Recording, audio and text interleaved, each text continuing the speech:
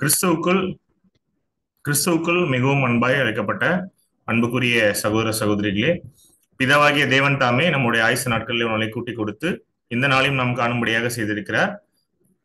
அவருக்கு நாம் இந்த ஒரு கூடுகையின் மூலமாக துதியும் ஸ்தோத்திரத்தையும் கனத்தையும் மகிமையும் எடுத்துக் கொள்ளலாம். ஸோ இன்றும் கூட இணையதள வாயிலாக இந்த ஜூம் வாயிலாக சகோதர சகோதரிகள் நாம் அனைவரும் இந்த 5வது வால்யூமினுடைய பெரையா ஆராய்ச்சிக்குள்ளாக நம்ம கடந்து செல்வதற்கு முன்பாக நாம் அனைவரும் கண்களை மூடி ஜெபத்தில் ஏறெடுக்கலாம். நம்மத்திலே கூட இந்த ஜெபத்தை எடுக்கும்படியாக நம்முடைய அன்பு சகோதரர் எட்வின் அவர்களை கேட்டுக்கொள்கிறோம்.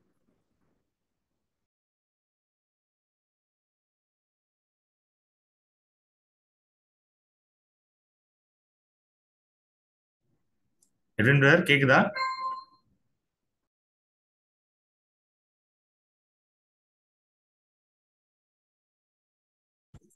கேக்குது பிரதர்.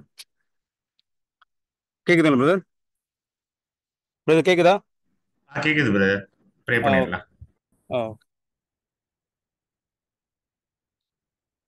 ஜெபம் செய்வோம். மகா உன்னதங்களில் வாசம் பண்ணுகிறானே எங்கள் அன்பில் ஒன்றான மெய்தேவரில் அப்பா உமக்கே ஸ்தோத்திரம் துதியும் சகல நாட்களில் உண்டாயிருவதாக. அப்பா இதோ தேவரே உங்களுடைய சித்தத்தின்படி சகோதர எங்கள் எல்லாரையும் ஒன்றாய் கூட்டி தேவரீர் உம்முடைய மகா பெரிய சத்தியங்களை கூட நாங்கள் தியானிக்க தேவரீர் எங்களுக்கு நீர் ஏற்படுத்தி கொடுத்த இந்த மகா பெரிய வாய்ப்புகளுக்காக உமக்கு நன்றி தேவரீர்.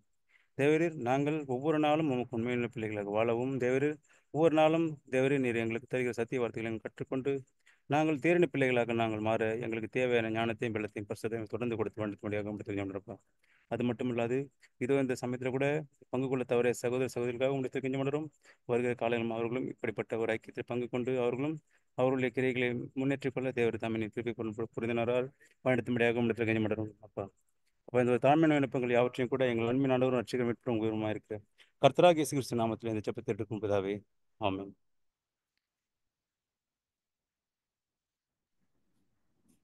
Thank you brother. அன்புக்குரிய சகோதர சகோதரிகளே, நாம சில வாரங்களாக நம்முடைய 7ஆம் தூதன் எழுதிட்ட அந்த 5வது வால்யூம், அதுல கூட 1வது அத்தியாயம் ஃபர்ஸ்ட் சாப்டர் ஒப்புரவாகுதலின் தத்துவமும் மெய்த்தன்மையும் அப்படிங்கிற தலைப்பின் கீழாக நம்ம பெரையா ஆராய்ச்சி வகுப்புக்குள்ளாக நம்ம கடந்து சென்று இருக்கோம்.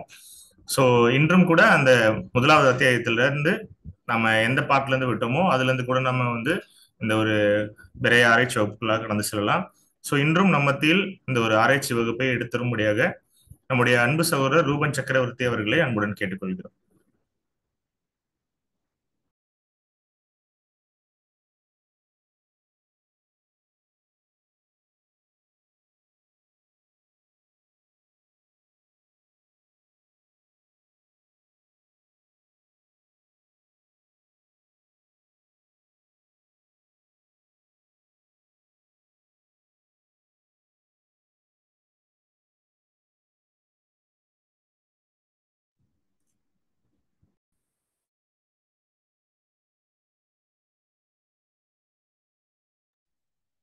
கிறிஸ்தியேசுவுக்குள் அன்பு அழைக்கப்பட்ட அன்புக்குரிய சகோதர சகோதரிகள் யாவருக்கும் கிறிஸ்துவுக்குள்ளான அன்பை வாழ்த்துதலையும் இந்த நேரத்தில் தெரிவித்துக் கொள்கிறோம். தேவன் நம்முடைய வாழ்நாட்டில் ஒரு நாளை நமக்கு என்று கூட்டி கொடுத்து இந்த நாளிலும் கூட அவருடைய இந்த ஒரு சத்திய வார்த்தைகளை டிஸ்கஷன் பண்ணும்படியான ஒரு வாய்ப்பு தந்த தயவுக்காக நம்முடைய பிதாவாகிய தேவனுக்கும் நம்முடைய ஆண்டவராகிய இயேசு கிறிஸ்துவுக்கும் நம் நன்றிகளையும் ஸ்தோத்திரத்தை நாம் எடுத்துக்கொண்டு இந்த ஒரு பெரியன் டிஸ்கஷனுக்குள்ள நம்ம கடந்து போகலாம். ஸோ அதுக்கு முன்பாக நம்ம லாஸ்ட் கிளாஸ் நாம் பார்த்தோம் இல்லைங்களா, அந்த லாஸ்ட் கிளாஸ்னுடைய பாயிண்ட்ஸை யார் ஷேர் பண்றீங்க? சிஸ்டர் மலர்.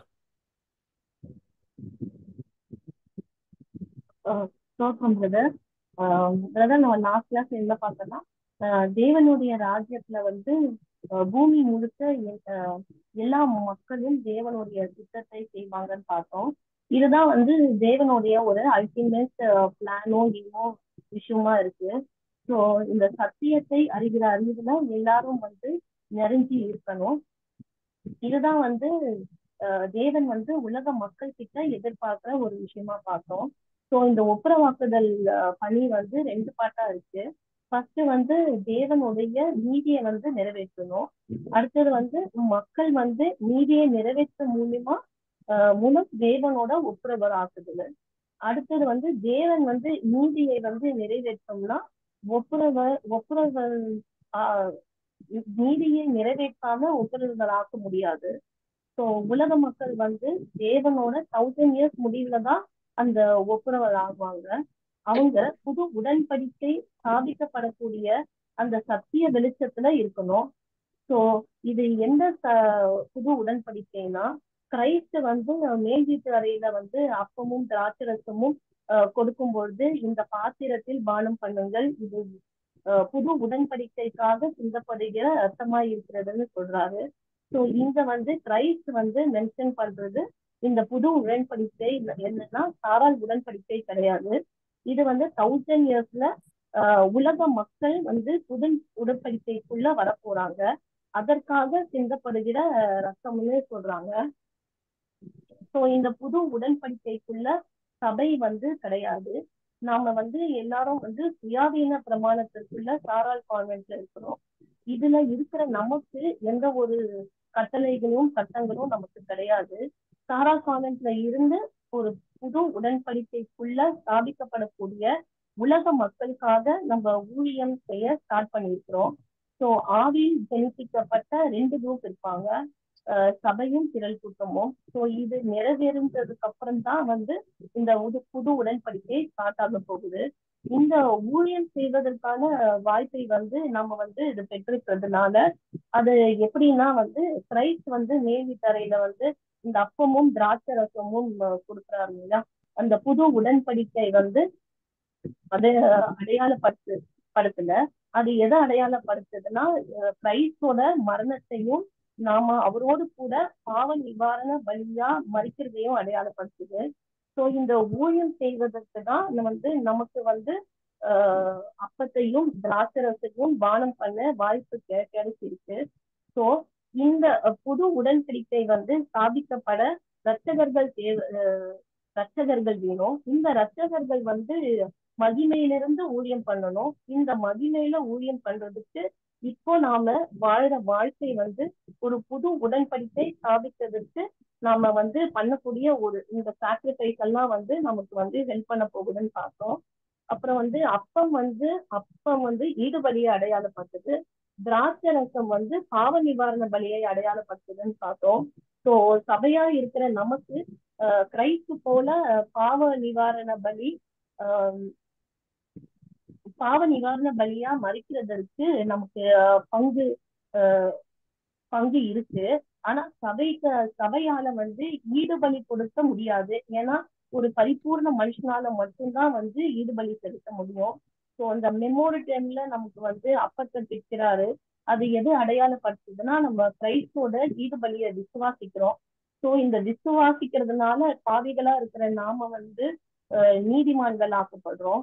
ஸோ இந்த நீதிமான்கள் ஆக்கப்பட்ட நாம கிரைஸ்து போல பாவ நிவாரண ஜீவ பலியா மறிக்கிறதற்கு நமக்கு ஒரு வாய்ப்பு கிடைக்குது.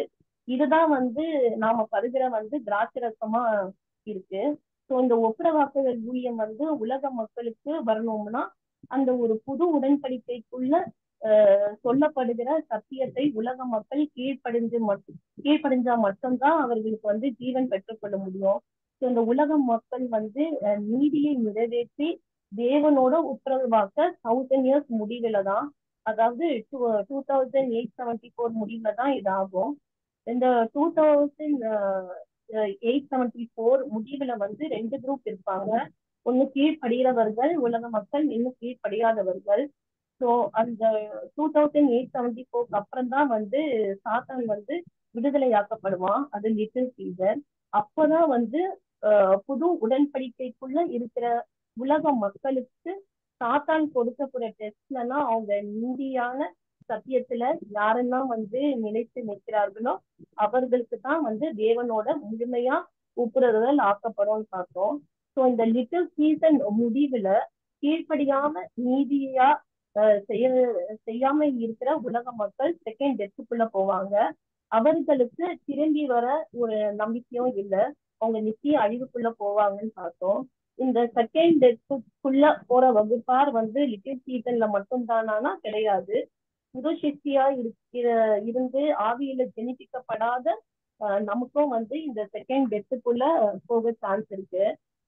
அடுத்தது என்ன பார்த்தோம்னா வந்து சாத்தான் தான் வந்து இப்ப இருக்கிற உலகத்துல பாவத்துக்கும் மரணத்திற்கும் அதிகாரியா இருக்கான். ஸோ அவனுக்கே வந்து செகண்ட் டெத்ல தான் வந்து அவனுக்கு வந்து அந்த டெத் பனிஷ்மெண்ட் லிட்டில் சீசனுக்கு முடிஞ்சதுக்கு அப்புறம் தான் அவனுக்கு டெத் பனிஷ்மெண்ட் கிடைக்குது.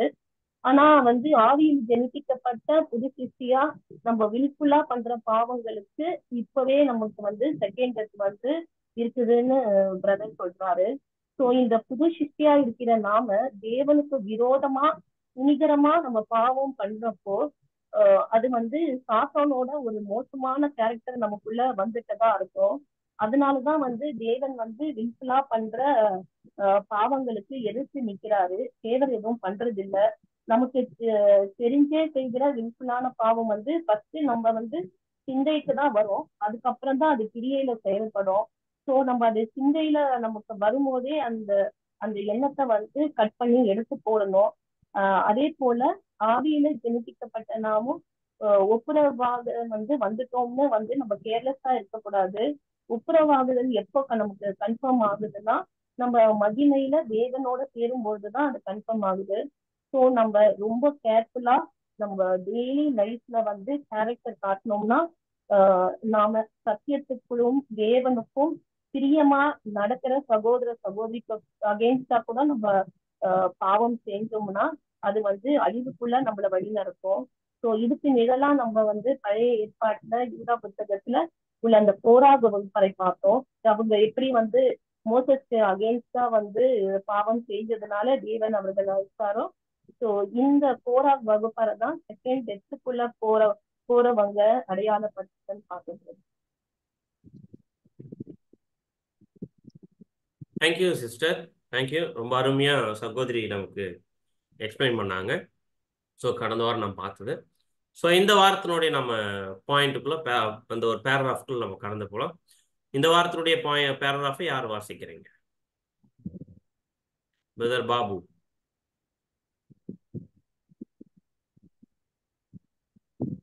கேக்குதுங்களா பிரதர்? கேக்குது. மாபெரும் ஒப்புரவாக்குதலின் பணி நிறைவேறும் பொழுது பரலோகத்தில் உள்ளவைகளும் பூலோகத்தில் உள்ளவைகளும் தேவ சித்தத்திற்கு இசைந்து கிறிஸ்து மூலமாய் பெற்றுக்கொண்ட கிருபைக்காகவும் தயாளங்களுக்காகவும் ஸ்தோத்தரிப்பார்கள்.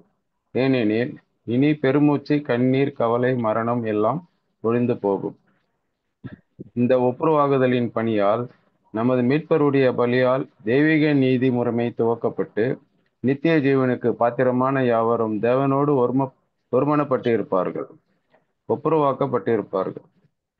அடுத்த பேராகிராஃப் படிக்கணும். ஒப்புரவாகுதல் என்ற செல்லு தேவனுக்கும் மனிதனுக்கும் இடையே ஏற்கனவே ஒரு போதும். சரி. Thank you brother.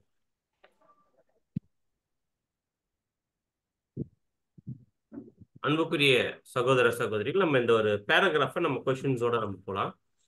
என்ன கேள்வி அப்படின்னு பார்த்தீங்கன்னா, முதல் கேள்வி, இந்த மிகப்பெரிதான ஒப்புரவாக்குதலுடைய பணி இருக்கு இல்லைங்களா, அந்த பணி முடியும் போது உலக ஜனங்கள் எதற்காக தேவனை ஸ்தோத்தரிப்பாங்க? யார் சொல்றீங்க?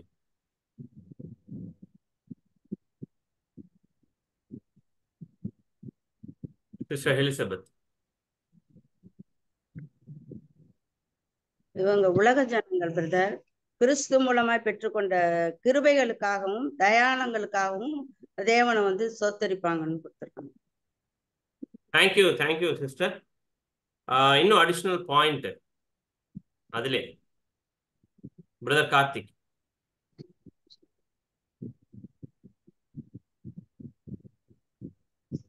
பிரதர், இன்னும் அவங்க கிருபையும் தயாளங்களும் பெற்றுக்கொண்டு அவர்களுக்குள்ள அந்த பெருமூச்சு, கண்ணீர், கவலை. இல்ல பிரதர், அடுத்த கொஸ்டின் போறீங்க. நான் கேக்குறது அதிலே சிஸ்டர் வந்து பாதி சொன்னாங்க, பட் முன்னாடி இருக்கிற பாயிண்ட் ஷேர் பண்ண. தேவ சித்தத்திற்கு இசைவா இந்த கிறிஸ்து மூலமா பெற்றுக்கொண்ட அந்த கிருபையை அவங்க நினைச்சு பார்ப்பாங்க பிரதர். அப்புறம் உலகம் எந்த அளவுக்கு ஆசீர்வதிக்கப்பட்டிருக்கோ அதெல்லாம் நினைச்சு பார்ப்பாங்க. ஓகே, பட் அது சிஸ்டர் சொல்லிட்டாங்க. வேற யாருன்னா ட்ரை பண்றீங்களா? Sister Amutha Ajith.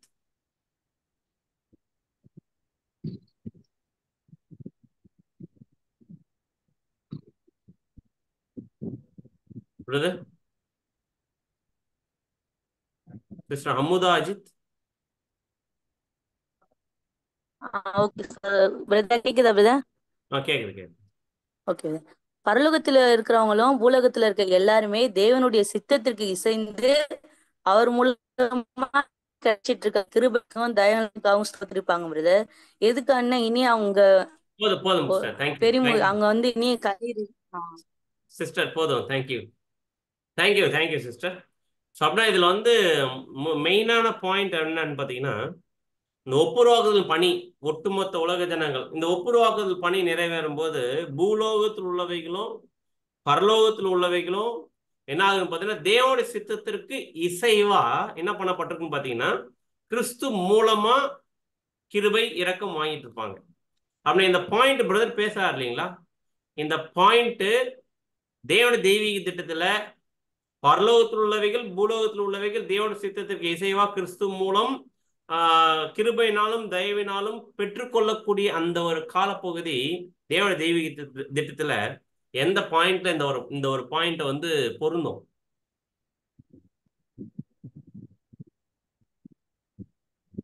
Brother Karthik.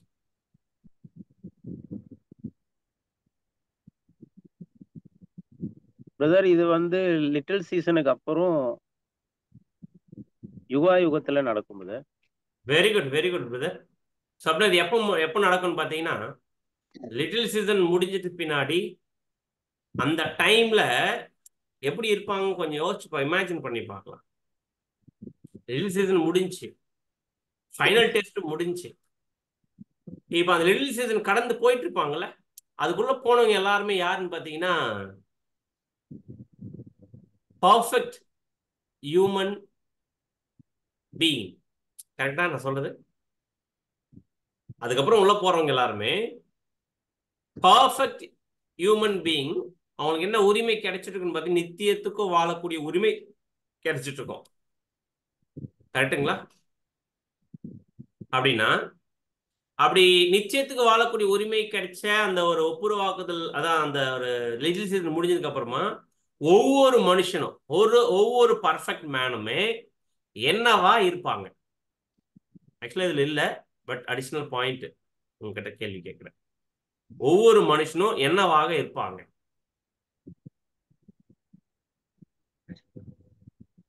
Brother Karthik, sister Elizabeth. Brother ஆதாம் இருந்த பரிபூர்ண நிலைமையில எப்படி இருந்தாரோ அதே போல இருப்பாங்க பிரதர். Very good. பட் ஆதாமுடைய பரிபூர்ண நிலைமை பர்ஃபெக்ஷன் தான். பட் ஆதாமுடைய பர்ஃபெக்ஷன் கூட நன்மை தீமை என்னன்னு தெரியாது. ஆதாமுக்கு இருந்த பர்ஃபெக்ஷன். ஆனா அந்த ஆதாமுடைய அந்த பர்ஃபெக்ஷன்ல ஒரு நிச்சயத்துக்கு வாழக்கூடிய உரிமையோட வாழ்வாங்க. இப்ப என்னுடைய கேள்வி என்னன்னு பாத்தீங்கன்னா, கரெக்ட் தான் நீங்க சொன்னது, பட் இன்னும் அடிஷனல் நான் என்ன எதிர்பார்க்கிறேன் அப்படின்னு பாத்தீங்கன்னா, லிட்டில் சீசன் முடிஞ்சதுக்கு அப்புறமா தனித்தனி நபர்களா ஒவ்வொரு மனுக்குலத்துல இருக்க ஒவ்வொரு மனுஷனும் பர்ஃபெக்ட் மேன் சொல்றீங்களா, அந்த பர்ஃபெக்ட் மேன் எப்படின்னு பாத்தீங்கன்னா, ஆதாம் ஏதேன் தோட்டத்துல இருந்த அந்த பர்ஃபெக்ஷன் இல்ல. ஆதாம் ஏதேன் தோட்டத்துல எந்த பர்ஃபெக்ஷன் இழந்துட்டாரோ அதை விட அதிகமான ஒரு பர்ஃபெக்ஷன். இப்போ ஒரு கேள்வி உங்க முன்னாடி ஒண்ணு கேட்கிறேன். என்ன கேள்வி கேட்கணும் பார்த்தீங்கன்னா, ஆதாம் ஏதேன் பிரதர் அந்த பாயிண்ட் சொன்னாலும் இது இன்னும் கொஞ்சம் எலாபரேட் பண்ணி பார்க்கலாம்.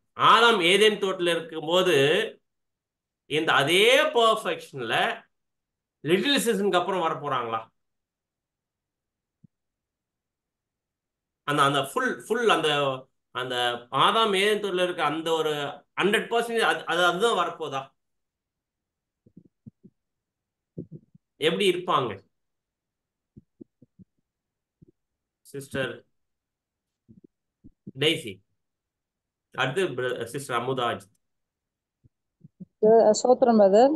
நித்திய ஜீவனுக்கு பாத்திரமா இருப்பாங்க பிரதர். Very good. நித்திய ஜீவனுக்கு பாத்திரமா இருப்பாங்க. ஓகே. சிஸ்டர் அமுதாஜ்.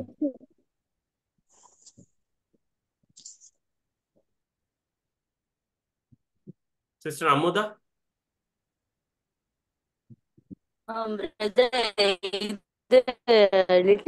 லிட்டிகேஷனுக்கு அப்புறமும் இது வந்து 2 பீப்புள் ஆஃப் மக்கள் வந்து பிரிவாங்க பிரதர். ஸோ அதனால அது வந்து அவங்களுக்கு அந்த ஃபுல்லா கிடைக்குது, வஞ்சிக்கப்படுவாங்க. சிஸ்டர் நீங்க பேசுனது, எனக்கு வாய்ஸ் சரியா கேட்கல, மறுபடியும் சொல்லுங்க. லிட்டில் சீசனுக்கு அப்புறமும் அது ஆதாம் மாதிரி ஒரு இது வந்து ஒரு கீழ்ப்படியாமை வஞ்சிக்கப்படுதல் வந்து கீழ்ப்படியதுக்குள்ள இயேசு கிறிஸ்து கொண்டு வந்துருவார் பிரதர். செகண்ட் வந்து தேவன் வந்து வஞ்சிக்கப்படுதல் அந்த ஒரு டெஸ்ட் வந்து வைப்பாங்க. அதுலதான் ஒரு பீப்புள் வந்து இதுல வஞ்சிக்கப்படுவாங்க பிரதர். அதுக்கப்புறம் தான் அந்த ஆதாம் இருந்த ஒரு இது தன்மை வந்து வரும். ஓகே ஓகே சிஸ்டர், பட் ஒரு கிளாரிஃபிகேஷன் இந்த பாயிண்ட்ல நீங்க அந்த ஒரு அண்டர்ஸ்டாண்டிங் தவறா இருக்குன்னு நினைக்கிறேன். என்ன அப்படின்னு பாத்தீங்கன்னா, லிட்டில் சீசன் இருக்கு பாத்தீங்களா, கொஞ்ச காலம்னு சொல்லிட்டு, அந்த கொஞ்ச காலத்துக்குள்ளதான் 2 வகுப்பார் இருப்பாங்க. ஒன்னு வெள்ளாடு செம்மறியாடு வகுப்பார். அந்த குரூப் தான் எங்க மாட்டுதுன்னு பாத்தீங்கன்னா லிட்டில் சீசன்ல மாட்டி என்ன பாத்தீங்கன்னா அழிஞ்சு போகுது. ஒரு குரூப் பாத்தீங்கன்னா லிட்டில் சீசன் பாஸ் ஆயிட்டு வெளியே வந்துடுறாங்க பாத்தீங்களா. லிட்டில் சீசனை ஒருத்தர் கடந்துட்டாங்கன்னா அந்த ஒரு லிட்டில் சீசன் அந்த கொஞ்ச காலத்துல இருக்க அந்த ஒரு சாத்தான் கல்டிவேட் டைம்ல ஒருத்தர் கடந்துட்டாங்கன்னா, ஜெயிச்சுட்டு கடந்துட்டாங்கன்னா, அவங்களுக்குள்ள 2 வகுப்பார் இருக்க மாட்டாங்க. புரியுதுங்களா சொல்றது? புரியுதுங்களா? லிட்டில் சீசனுக்கு முடியிற வரைக்கும் முடியறதுக்குள்ள அந்த 2 குரூப் இருக்கும். ஒன்னு அந்த வெள்ளாடு செம்மறியாடு குரூப். ஆனா லிட்டில் சீசன் முடிஞ்சதுக்கு அப்புறம் அந்த சாத்தான் அழிக்கப்பட்டதுக்கு அப்புறமா ஒரே ஒரு குரூப் தான் இருக்கும். அந்த குரூப் எதுன்னு நித்திய ஜீவனுக்கு பாத்துறாங்க. சகோதரி டெய்ஸி சொன்னாங்க, நித்திய ஜீவனுக்குரியவர்களா என்ன பண்ண பாத்தீங்கன்னா உள்ள போயிடுவாங்க.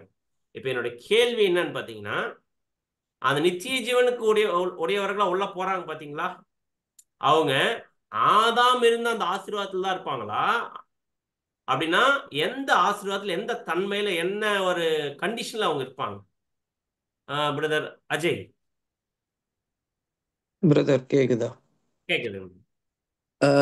ஃபர்ஸ்ட் பார்த்தோம்னா, ஆதாம் இருந்த தன்மையை விட அவங்க அதிகமாக தான் இருப்பாங்க. ஏன்னா ஆதாமுக்கு ஃபர்ஸ்ட் பாவம்னாலே என்னன்னு தெரியாது. அதுக்கப்புறம் தான் அவர் பாவத்திலேருந்து விழுந்தார். ஆனால் இந்த ஜனங்க எப்படின்னா எல்லாமே அனுபவப்பட்டு பாவம்னா என்னன்னு தெரிஞ்சு அதிலிருந்து விடுதலையாகி எவ்வளோ கிருபையை பெற்றிருக்கிறோம், அதுக்காக தேவன் எவ்வளோலாம் நம்மளுக்கு செஞ்சிருக்கிறாரு. அதுக்கப்புறம் அந்த காலத்தில் அவங்க மனது மாறி அவங்க வந்து இந்த மாதிரி ஒரு ஒழுக்கமான பாதையில நடந்து தேவனுக்கு சித்தமா அவங்க வாழணும்னு அப்படி ஒரு வாழ்க்கையை தான் அவங்க வந்து முன்னேற்றுவாங்க. அதுல அவங்க பாவங்கிறது ஒரு துளி கூட ஒரு எப்படி சொல்றது, அவங்க மேல ஒரு இது கூட இருக்காது. அப்படிங்கிற ஒரு நாலேஜ்ல அவங்க அதிகமா இருப்பாங்க. அதை திரும்பி கூட பார்க்க கூடாது அப்படின்னு ஒரு இதுல இருப்பாங்க. Very good, wonderful answer brother. So அப்படின்னு நமக்கு தெளிவா புரிஞ்சுக்கணும். லிட்டில் சீசன் முடியிற வரைக்கும் தான் வெள்ளாடு செம்மறியாடு கீழ்ப்படியானுக்குள்ள டெஸ்ட் சாத்தானுடைய அந்த வஞ்சனையில. லிட்டில் சீசனுக்கு அப்புறம் போயிட்டாங்கன்னா பர்ஃபெக்ட் மேன் தான். ஆனா எந்த மாதிரி பர்ஃபெக்ட் மேன் இல்லைன்னு பார்த்தீங்கன்னா ஆதாம் மாதிரி பர்ஃபெக்ட் மேன் இல்லை. ஏன்னா ஆதாமுக்கு பர்ஃபெக்ட் மேனா இருந்தார், ஆனா நித்தியத்துக்கு வாழக்கூடிய உரிமை ஆதாம் கிட்ட இல்லை. அவர் என்ன பண்ணிட்டாருன்னு பார்த்தீங்கன்னா அந்த வாழக்கூடிய உரிமை இழந்துட்டார். ஆனா இவங்க எப்படியாப்பட்டன்னு பார்த்தீங்கன்னா, அதே நேரத்தில் ஆதாமுக்கு பிரதர் சொன்ன மாதிரி நன்மை தீமை என்னன்னே தெரியாது ஆதாமுக்கு. ஆனா பர்ஃபெக்ட் மேன், நன்மை தீமை அறியாத ஒரு பர்ஃபெக்ட் மேன் இருந்தார். ஆனா இதே உலக ஜனங்கள் லிட்டில் சீசனை கடந்து யுகத்துக்கு கடந்து போறவங்க நன்மை என்னன்னு தெரியும், அதோடைய எக்ஸ்ட்ரீமும் பார்த்துருப்பாங்க, தீமையினுடைய எக்ஸ்ட்ரீமும் பார்த்துருப்பாங்க. இது ரெண்டுத்தினுடைய நாலேஜ், ஃபுல் நாலேஜ் அவங்களுக்கு இருக்கும். ஸோ அந்த ஃபுல் நாலேஜ் இருக்கக்கூடிய ஜனங்க எதில் இருப்பாங்கன்னு பார்த்தீங்கன்னா யுகத்துக்குள்ள கடந்து போவாங்க. ஆனா ஃபுல் நாலேஜ் இருந்துட்டாலுமே அவங்க எதை மட்டும்தான் செய்வாங்க அப்படின்னு பார்த்தீங்கன்னா நன்மையை மட்டும்தான் செய்வாங்க, தேவனுடைய சித்தத்தை மட்டும்தான் செய்வாங்க.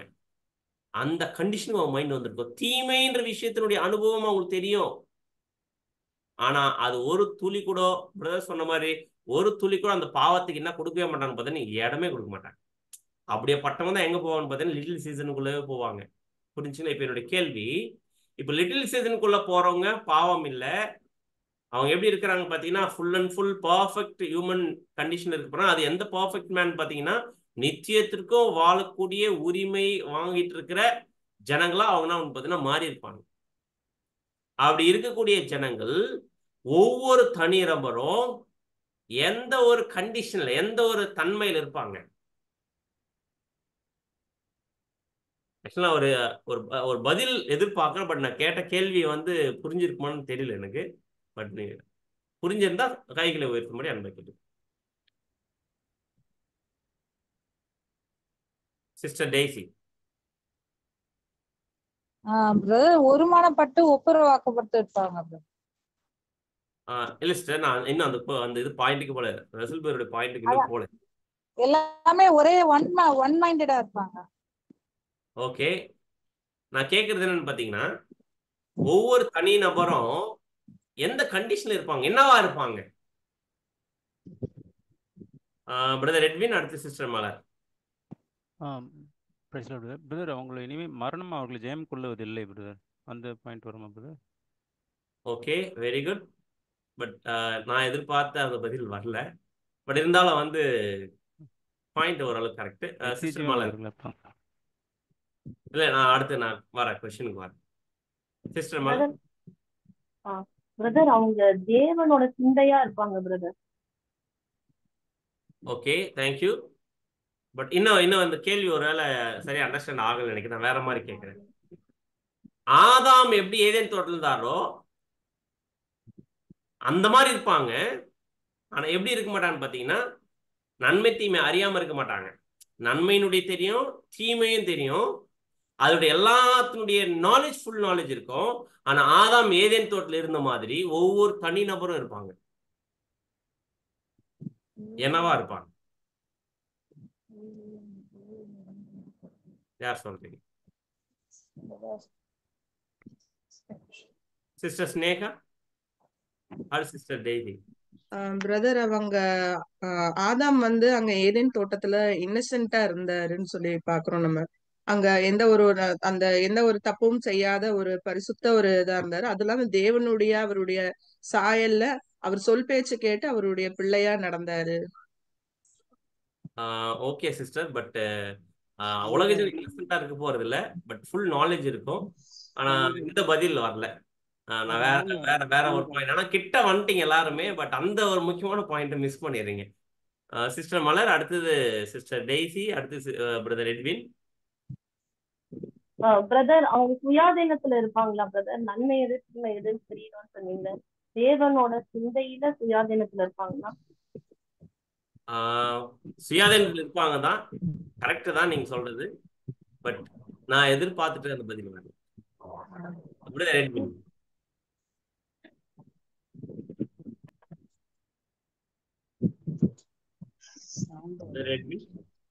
பிரதர் அவங்க அதாவதுன்னா தேவனோட வந்து பார்த்தீங்கன்னா ஆதாம் வந்து ஒருமனப்பட்டு இருந்தார் இல்லையா, அந்த மாதிரி இருப்பாங்க இல்லையா எல்லாருமே, ஒவ்வொரு தனிப்பட்ட நபரும். அத சிஸ்டர் அப்பே சொன்னாங்க, ஸ்னேக சிஸ்டர், இப்போ மலர் சிஸ்டர் அதான் சொன்னாங்க. But same answer. நான் கேட்கற கேள்வி, ஆதாம் ஏதேன் தோட்டத்துல ஒரு தன்மையில இருந்தார். அந்த தன்மையில ஒவ்வொரு தனி நபர்களும் வர போறாங்க. சிஸ்டர் டெய்சி ட்ரை பண்றீங்களா? பிரதர் தெய்வீக நீதியின் முறைய இருப்பாங்க. இல்ல. சிஸ்டர் ஸ்னேகா. தேவன் வந்து எல்லா மிருகங்களையும் சகல விதமான காரியங்களையும் படைச்சப்போ அவர் வந்து நீ எல்லாத்தையும் ஆண்டு கொள்ளு, அவங்களுக்கு ராஜாவா இருன்ற மாதிரி அவருக்கு சொல்லியிருப்பாங்க. Wonderful answer sister. ஸோ இதுதான் நான் கேட்டேன், எதிர்பார்த்தேன். ஏன்னு பார்த்தீங்கன்னா ஏதேன் தோட்டத்தில் ஆதாம் வந்து கிங் அப்படின்னா ஆளக்கூடிய அதிகாரம் கொடுத்திருந்தார். கரெக்டுங்களா? ஏதேன் தோட்டத்தில் ஆதாமுக்கு என்ன ரைட்ஸ் கொடுத்திருந்தார் பார்த்தீங்கன்னா, எல்லாத்தையும் என்ன பண்ணலாம், ரூல் பண்ணலாம் அப்படின்னு ரைட்ஸ் கொடுத்திருந்தார். ஆனா இந்த ஒரு லிட்டில் சீசனுக்கு அப்புறம் நிச்சய ஜீவனுக்குள்ள யுகாயுகத்துக்குள்ள கடந்து போகக்கூடிய உலக ஜனங்கள் ஒவ்வொரு தனி நபரும் யார் அப்படின்னு பார்த்தீங்கன்னா கிங்ஸ், ராஜாக்கள். ஒவ்வொருத்தரும் ராஜா, தனி ராஜா. ஏன் தனிப்பட்ட விதத்தில் அவங்க ராஜா அப்படின்னு பார்த்தீங்கன்னா, அவங்க ஆளுகை செய்வாங்க. அவங்க என்ன பிரதர் ஆளுகை செய்ய போறாங்க, ஒவ்வொரு தனிநபரும் ஆளுகை செய்ய போறாங்களா அப்படின்னு பார்த்தீங்கன்னா, ஆமா. ஏதேன் தோட்டத்தில் ஆதாமுக்கு என்ன அதிகாரம் கொடுத்தாருன்னு பார்த்தீங்கன்னா, நீங்க என்ன பண்ணுங்க, ரூல் பண்ணுங்க. அந்த ரூலிங் அதிகாரத்தை கொடுத்திருந்தாரு. அப்படி ஒவ்வொரு தனி நபருக்கும் ரூலிங் ரைட்ஸ் கிடைக்குதுன்னா எதை ஆள போறாங்க அப்படின்னு பார்த்தீங்கன்னா, ஸோ மிருகங்களை ஆள்றது அதெல்லாம் வந்து பார்த்தீங்கன்னா ஏதேன் தோட்டத்தில் இருந்துச்சு. பட் உலக ஜனங்கள் தனி நபர் ஒவ்வொருத்தரும் கிங்ஸ். ஏன் கிங்கா இருக்க போறாங்க பார்த்தீங்கன்னா, அவங்க ஒவ்வொருத்தருமே தங்களையே ஆளுவாங்க, தங்களே ரூல் பண்ணுவாங்க. எப்படி ரூல் பண்ணுவாங்க பார்த்தீங்கன்னா, இவங்களை மீறி, இவங்களுடைய கட்டுப்பாட்டை மீறி எதுவுமே செய்ய மாட்டாங்க. அந்த அளவுக்கு ரெடி ஆயிடுவாங்க. இப்ப உதாரணத்துக்கு செல்ஃப் கண்ட்ரோல் அப்படின்ற விஷயத்துல ரொம்ப உச்ச கட்டத்துல யார் இருப்பாங்க பாத்தீங்கன்னா உலக ஜனங்கள் இருப்பாங்க. எப்போ யுகா யுகத்துக்குள்ள போயிட்டோங்க. ஏன் அப்படின்னு பாத்தீங்கன்னா அவங்களே அவங்க ஆளுகை பண்ணிப்பாங்க. எப்படி ஆளுகை பண்ணிப்பாங்க? பாவம்ன்ற விஷயம், தீமையினுடைய எக்ஸ்ட்ரீம் அவங்களுக்கு தெரியும், அந்த நாலேஜ் இருக்கு.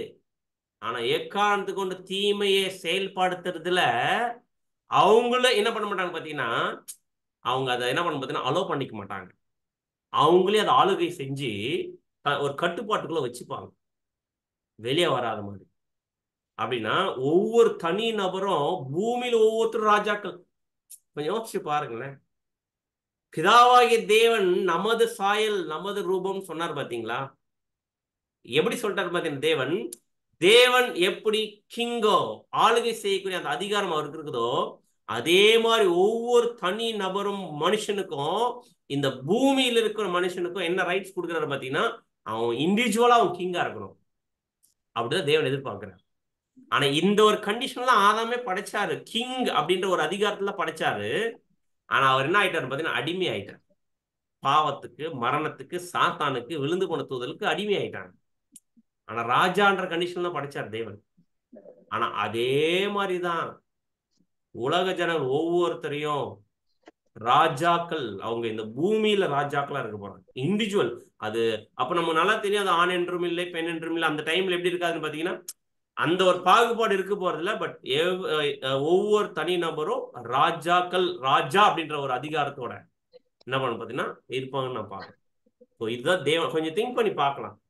யுகா யுகத்துக்குள்ளார ஒவ்வொரு தனிநபர் கிங், அவங்களே அவங்க ஆளுகை செய்யக்கூடிய அந்த ஒரு அதிகாரத்துல, முழு அதிகாரத்துல அவங்க இருப்பாங்க. அப்படின்னா கீழே முழுக்க உலக ஜனங்கள் ஃபுல்லா கிங்ஸ், அதுக்கு வழி நடத்தக்கூடிய முற்பிதாக்கள் அவங்களும் ராஜாக்கள், அங்க இருக்கிறவங்க.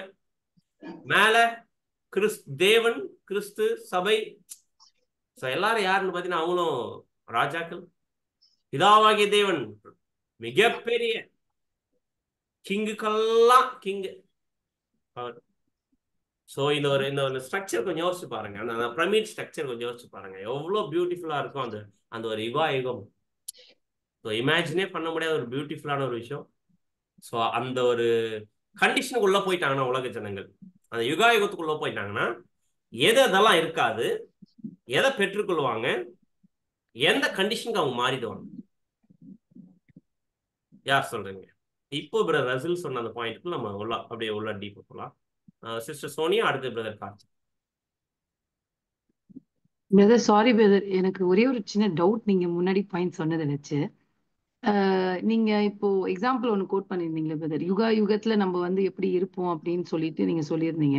இப்போ எனக்கு அதுல ஒரு டவுட் என்னன்னா, இப்போ நீங்க வந்து ஃபார் எக்ஸாம்பிள் நமக்கு செல்ஃப் கண்ட்ரோல் அப்படின்னு ஒரு விஷயம் இருக்கு அப்படின்னா, நம்ம அந்த செல்ஃப் கண்ட்ரோலை மீறி நம்ம கண்ட்ரோல் பண்ணி நம்ம இருப்போம் அப்படின்ற மாதிரி நீங்க சொல்லியிருந்தீங்க. ஸோ அப்போ வந்து பாவம் செய்யறதுக்கு ஆப்ஷன் வந்தாலும் நம்ம மீறுவோமா? ஐ மீன் அதை செய்யாம நம்ம இருப்போமா? அப்போ பாவம்ன்ற கான்செப்ட் இருக்குமா இப்போ யுகா யுகங்கள்ல? ஒரு விஷயம் சிஸ்டர், இது நம்ம இல்ல, உலக ஜனங்கள். ஓகே ஓகே உலக ஜனங்கள் தான் கிங்ஸா வர போறாங்க. கிங்ஸா வர்றவங்க பாவம் செய்யறதுக்கான வாய்ப்பு இல்லைன்னு இல்லை, அவங்க யாராச்சும் கிரியேட் பண்ணாம இருந்தா சரி.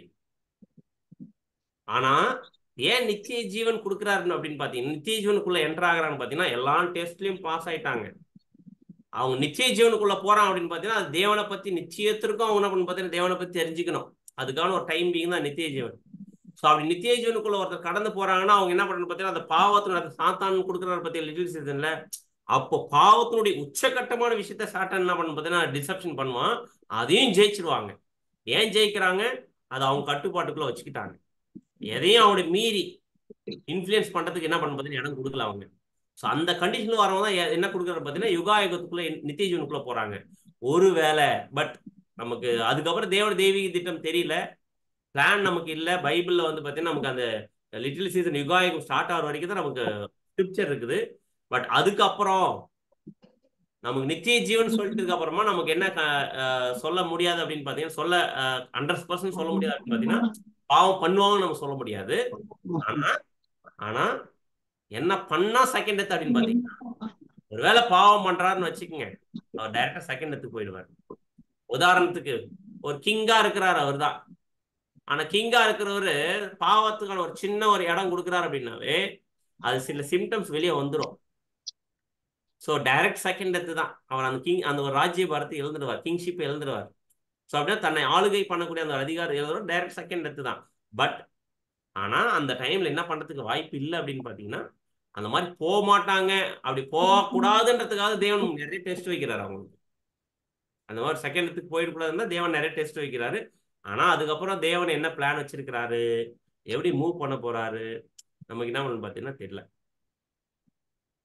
ஸோ அப்போ 1000 இயர் அந்த அந்த லிட்டில் சீசன் முடிஞ்சு அந்த டெஸ்ட் எல்லாம் முடிஞ்சு அவங்க கிராஸ் பண்ணி வந்ததுக்கு அப்புறம் கூட அது மேபி அவங்களுக்குள்ள அந்த நேச்சர் வந்துச்சுன்னா அது அவங்க தப்பு பண்ணாங்கன்னா செகண்ட் டெத் போகலாம் அப்படின்றீங்க. இருக்கிறதுக்கு வாய்ப்பு இருக்கு. ஏன்னா செகண்ட் டெத் வந்து பாத்தீங்கன்னா அது கூட டிராவல் ஆகியே வந்துட்டு இருக்கும். நித்திய ஜீவன் எப்படி, நித்தியத்திற்கு ஜீவன் எப்படின்னா கீழ்படிஞ்சுனே இருப்பாங்க. ஏன் அப்படின்னு பாத்தீங்கன்னா, இந்த ஒரு இது இருக்கு இல்லைங்களா, 1000 இயர்ஸ்ல புது உடன்படிக்கை இருக்கு இல்லைங்களா, அந்த புது உடன்படிக்கை நிச்சய உடன்படிக்கையா மாறிடும். இட் மீன்ஸ் புது உடன்படிக்கை 1000 இயர்ஸ்ல அவங்க ஃபாலோ பண்ணிட்டாங்கன்னா நிச்சயத்துக்கும் ஃபாலோ பண்ணுவாங்க தேவனுடைய சித்தத்துக்கு. அது நிச்சய உடன்படிக்கையா மாறிடும். அதுக்கப்புறம் தேவனுடைய சித்தத்துக்கு அவங்க ஒப்பு கொடுக்குற அந்த மைண்ட்லயே ரெடி ஆயிடுவாங்க. அதுக்கப்புறம் அப்படியே தான் போயிட்டே இருக்கும். ஒருவேளை மேபி அப்படி யாராச்சும் பண்ணாங்கன்னா அது ஆட்டோமேட்டிக் நம்மளே 1000 இயர்ஸ் சப்ஜெக்ட் அந்த 1000 இயர்ஸ்க்குள்ளவே சில பேர் வந்து யாருக்காச்சும் விரோதமா எதனாச்சும் பேச வந்தா என்ன பண்ணு பாத்தீங்கன்னா மாட்டிக்கும். அப்படியே கை யாராச்சும் விரோதமா கை கொண்டு வந்தா அப்படி என்ன பண்ணு பாத்தீங்கன்னா மாட்டிக்கும், நின்றுடும். ஸோ 1000 இயர்ஸ்லயே அப்படி இருக்கும்போது யுகாயத்துல கொஞ்சம் யோசிச்சு பாருங்க. ஸோ என்ன என்ன என்ன மேலோட்டமா சொல்லலாம் அப்படின்னு பாத்தீங்கன்னா, நிச்சய ஜீவன் இருக்கு அப்படின்றதுனால செகண்ட் டெத் இல்லைன்னு அர்த்தம் இல்லை. செகண்ட் டெத் எப்படி நித்திய ஜீவனா இருக்க போறாங்களோ அப்படி கூடவே செகண்ட் டெத் டிராவல் ஆகி வந்துட்டே இருக்கும். அப்போ ஏதாச்சும் மிஸ் பண்ணா டைரக்ட் செகண்ட் டெத் போறதுக்கு வாய்ப்பு இருக்கு. பட் நம்ம விசுவாசிக்கிறோம் தேவன தெய்வீகத்தில் அதுக்கப்புறம் இருக்கிறதுக்கு வாய்ப்பு இல்லை, அப்படின்னு போறதுக்கு வாய்ப்பு இல்லை உலக ஜனங்கள் அப்படின்னு. ஒரு கேள்வி சொல்லுங்க சிஸ்டர். வந்து இந்த இடத்துல இங்க கொடுத்திருக்கு, பெருமூச்சு, கண்ணீர், கவலை, மரணம் எல்லாம் ஒளிந்து போகும்னு கொடுத்திருக்கு பிரதர். மரணம் எல்லாம் ஒளிந்து போகும்னு கொடுத்திருக்கு. அப்ப மரணம் இருக்குமா இருக்காதா? இருக்காது சிஸ்டர். இது எந்த மரணம் அப்படின்னு பாத்தீங்கன்னா செகண்ட் டெத்தை பத்தி பேசலைங்க. இது ஆதாம் மூலமா வந்தா அந்த ஒரு மரணம், கிறிஸ்துவ மூலமா அந்த செகண்ட் டெத் இது 1000 இயர்ஸ்க்கு உள்ள வந்துட்டாங்க பாத்தீங்களா, அந்த அந்த டெத்துக்குள்ள போறதுக்கான அந்த ஆப்பர்ச்சுனிட்டி இருக்காது. ஆனா லிட்டில் சீசனுக்கு அப்புறம் வர்ற ஜனங்களுக்கு நீங்க சார்ட்ல பாத்தீங்கன்னா, சார்ட் மீன்ஸ் அதுக்கப்புறம் நீங்க பாத்தீங்கன்னா யுகாயுகத்துக்கு அந்த செகண்ட் டெத் அப்படியே நான் டிராவல் ஆகிட்டே வந்துட்டு இருக்கோம். செகண்ட் டெத்ன்றது என்னன்னு பாத்தீங்கன்னா சிம்பிள், ஜீவனோட இருக்கிறவங்க கீழ்படியாம போனா டைரக்ட் அழிவு, அதுதான் செகண்ட் டெத்.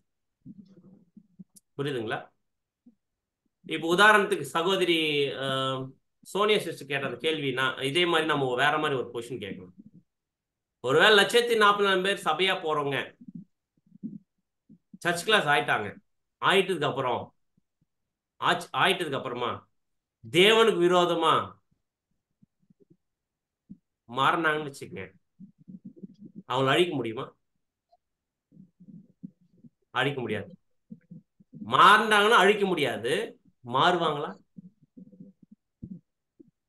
அப்படின்னா இதேதான் உலக ஜனங்கள்.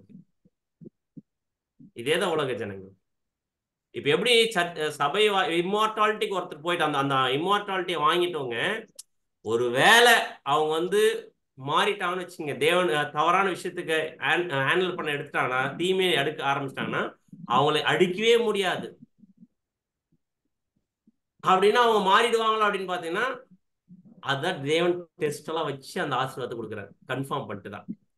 ஸோ அப்படின்னு என்ன யோசிக்கணும் பாத்தீங்கன்னா, மாறினா ரொம்ப ஒஸ்டா போகும், ஆனா மாற மாட்டாங்கன்றத நம்ம என்ன பண்ண பாத்தீங்கன்னா கன்ஃபார்ம் பண்றோம்.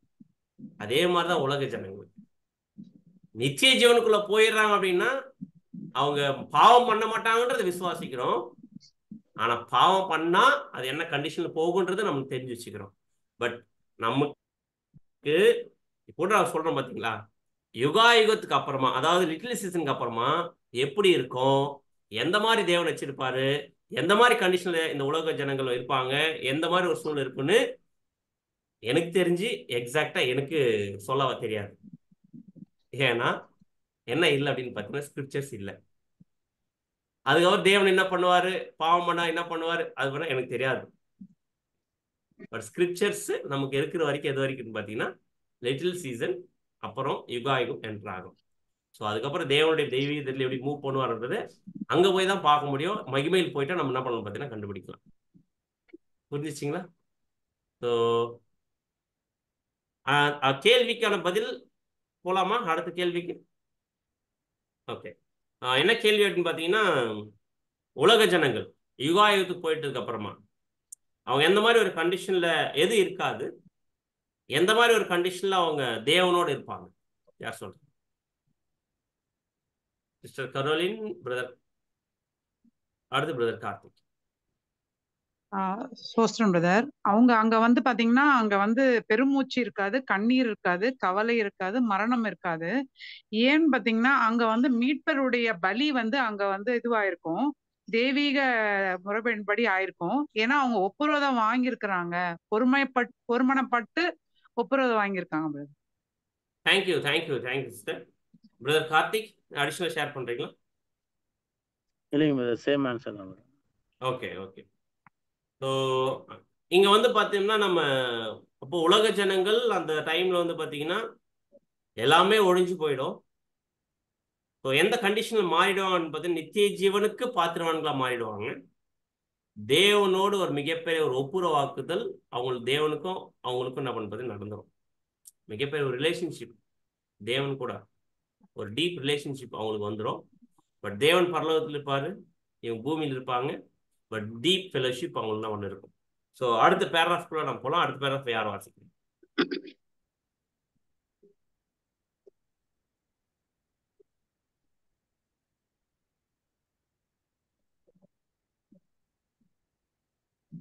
சிஸ்டர் நிவ்யா. கேக்குதுங்களா பிரதர்? ஓகே. ஒப்புரவாகுதல் என்ற சொல்லே தேவனுக்கும் மனிதனுக்கும் இடையே ஏற்கனவே ஒரு வேறுபாடோ மாறுபாடோ இருப்பதை உணர்த்துகிறது. சிருஷ்டிகளுக்கும் சிருஷ்டித்தவருக்கும் வேறுபாடு இல்லாதிருந்தால் ஏற்கனவே ஒருமனப்பட்டிருப்பவர்களை ஒப்புரவாக்க இந்த ஒப்புரவாக்குதலின் பணி அவசியமற்றதாயிருக்கும். ஏற்கனவே வேதாகமத்திற்கும் தற்கால சித்தாந்தமாகிய பரிணாமவாதத்திற்கும் முரண்பாடு உள்ளது. பல ஆண்டுகளாகவே பல்வேறுபட்ட கிறிஸ்துவ மண்டலங்களிலே வித்தியாசமான வேதாந்த தத்துவங்கள் போதிக்கப்பட்டு வருகின்றன. Thank you thank you sister.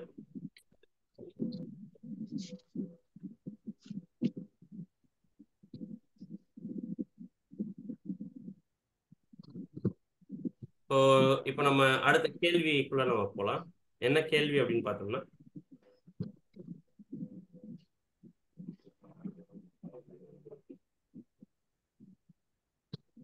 ஒப்புரவாக்குதல் அப்படின்ற ஒரு வார்த்தை இருக்குங்களா? அந்த ஒப்புரவாக்குதல் அப்படின்ற வார்த்தை நமக்கு என்ன உணர்த்துது?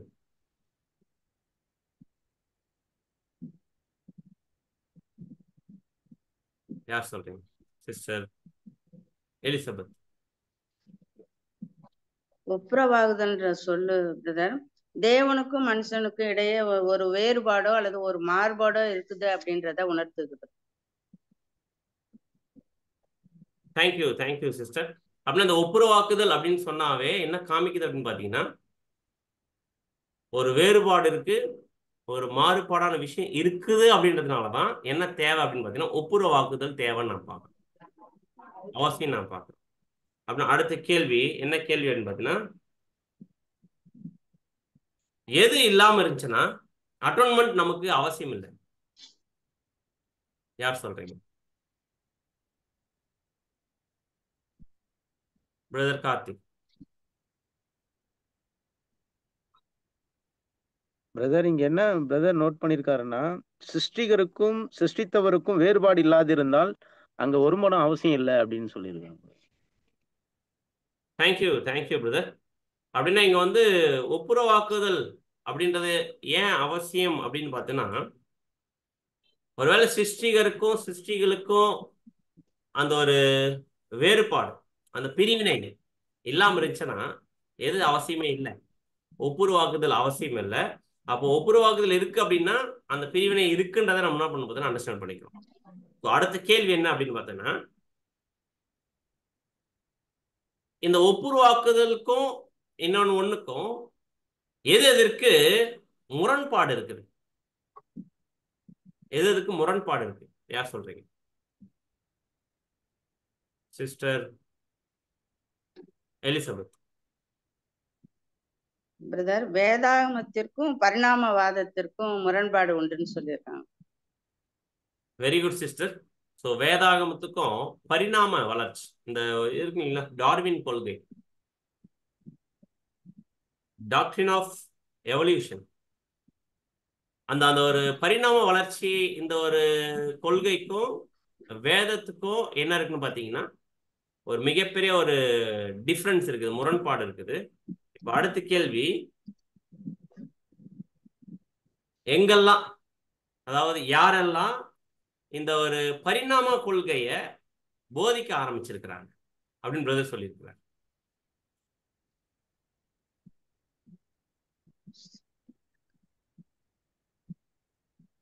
சிஸ்டர் மலர். பிரதர், இங்க என்ன சொல்றாங்கன்னா நிறைய கிறிஸ்தவ மண்டலங்கள் வந்து வித்தியாசமா அவங்களோட கருத்துக்களை வந்து வச்சிருக்காங்க அப்படின்னு சொல்றாங்க. சாரி சிஸ்டர், மறுபடியும் சொல்லுங்க. நிறைய கிறிஸ்தவ மண்டலங்கள் வந்து வித்தியாசமா வந்து நம்ம பைபிள் இருக்கிற கருத்துக்கும் அவங்க ஒப்பீனியனுக்கும் நிறைய கருத்து அகெயின்ஸ்டா எடுத்து வச்சிருக்காங்க அப்படின்னு சொல்றாங்க. ஓகே, பட் இன்னும் தெளிவா எக்ஸ்பிளைன் பண்ணுங்க. பட் அது தமிழ்ல அவ்வளோ கிளியரா இல்லைன்னு நினைக்கிறேன்.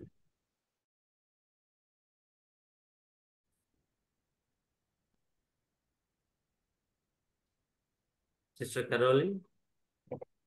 பிரதர், இங்க என்ன சொல்றாருன்னு பாத்தீங்கன்னா ஆல் டினாமினேஷன்ஸ் ஆஃப் கிறிஸ்டியன் பீப்புள்னு சொல்றாரு பிரதர். அதுதான் இங்க டினாமினேஷன்ஸ்ல எல்லா பிரிவினைகளுக்கும் அந்த தியாலஜி வந்து ஒரு இதுவா இருக்கு, முரண்பாடா இருக்குன்ற மாதிரி சொல்றாங்க. ஓகே, வேற யார் ஷேர் பண்றீங்க? சிஸ்டர் ஸ்னேகா.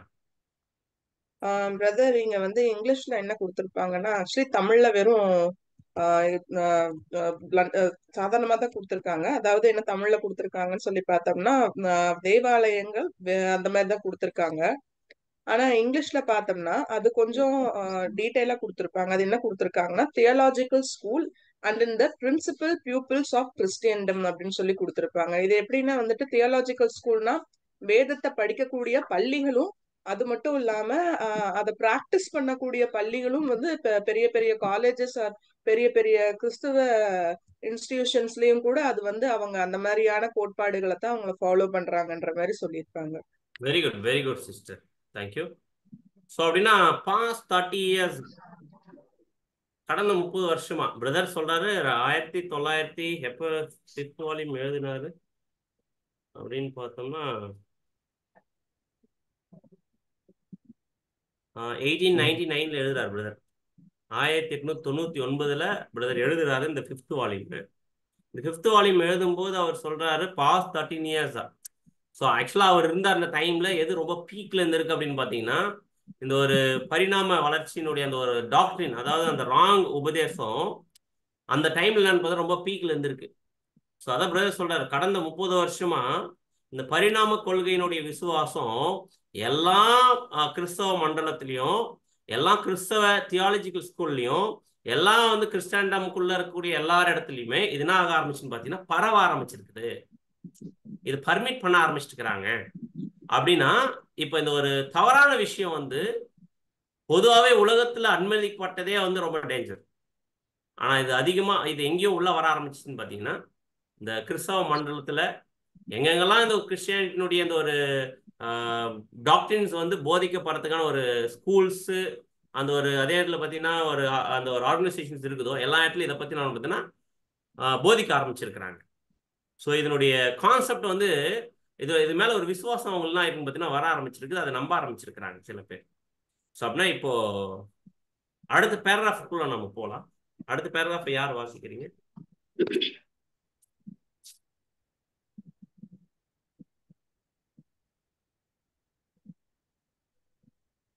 சிஸ்டர் அமுதா அஜித்.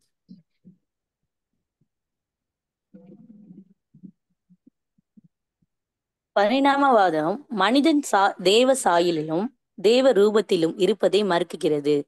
மனிதனின் வீழ்ச்சியையும் மறுக்கிறது.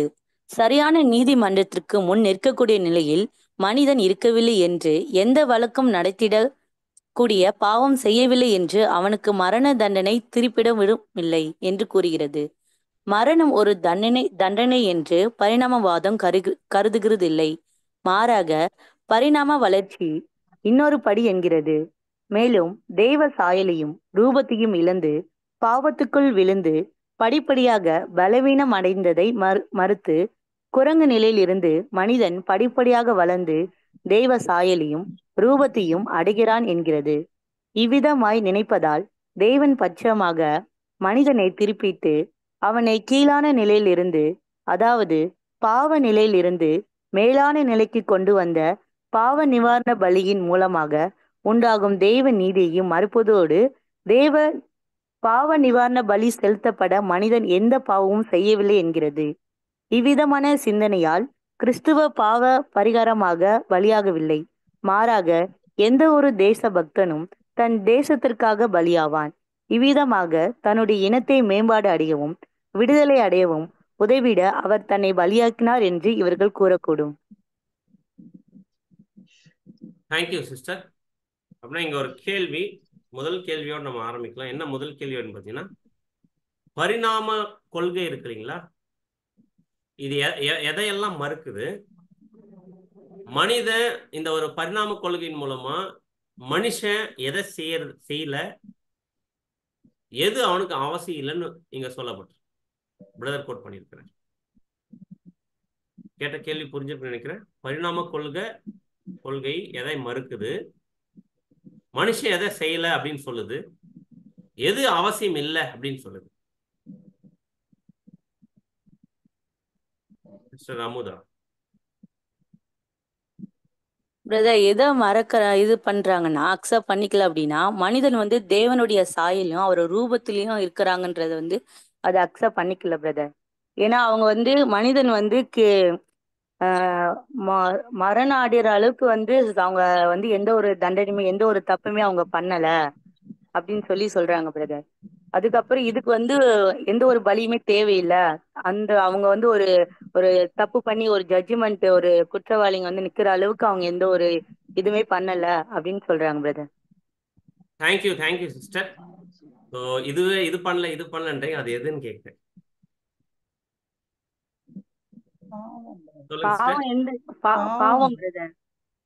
Very good sister. தெளிவா சொன்னீங்கன்னா தான் புரியும். ஸோ அப்படின்னா நீங்க அழகா சகோதரி சொன்ன மாதிரி மனுஷனும் தேவனுடைய சாயல படைக்கப்பட்டிருக்கிறாரு, தேவனுடைய ரூபத்துல படைக்கப்பட்டிருக்கிறாரு. அதே நேரத்துல மனுஷன் விழுந்துட்டாரு. இந்த விழுந்ததுனால என்ன பண்றாரு, தேவன் நீதிமன்றத்துல நின்றுதுனால எதனால நிக்கிறாருன்னு பாத்தீங்கன்னா பாவம் செஞ்சாலும் நிக்கிறார். ஆனா இந்த பரிணாம கொள்கை, இப்போ உங்ககிட்ட ஒரு கேள்வி, அது ஃபர்ஸ்ட் நம்ம உள்ள போயிடலாம். என்ன கேள்வின்னு பாத்தீங்கன்னா, இந்த பரிணாம கொள்கைன்றாங்களா, அந்த கொள்கைன்னா என்ன, அதை பத்தி யாருன்னா ஷேர் பண்றீங்க? Sister Daisy. பிரதர், குரங்குல இருந்து மனுஷன் மாறிட்டான். அதனால அவன் படிப்படியா தேவ சித்தத்துக்கு அவன் மாறுறான் அன்ட்டு பரிணாம கொள்கை சொல்லுது. Thank you sister. வேற என்ன அடிஷனல் பாயிண்ட் ஷேர் பண்றீங்களா சிஸ்டர் கரோலின்? ஆக்சுவலா பிரதர், முந்தின வேர்ஸ் இதுல நம்ம பார்த்தோம். அதாவது என்னன்னா, பைபிளுக்கும் அகெயின்ஸ்டா இந்த மாடர்ன் டாக்டர்ஸ் அவங்க அகெயின்ஸ்ட் பண்ணி பேசுறாங்க. அதோடைய கண்டினியூஷன் தான் பிரதர் இங்க அப்படியே கண்டினியூ பண்றாங்க. என்னன்னா, மனுஷன் ஆக்சுவலா பாத்தீங்கன்னா தேவனுடைய சாயலையும் ரூபத்தின்படி தான் படைக்கப்பட்டது.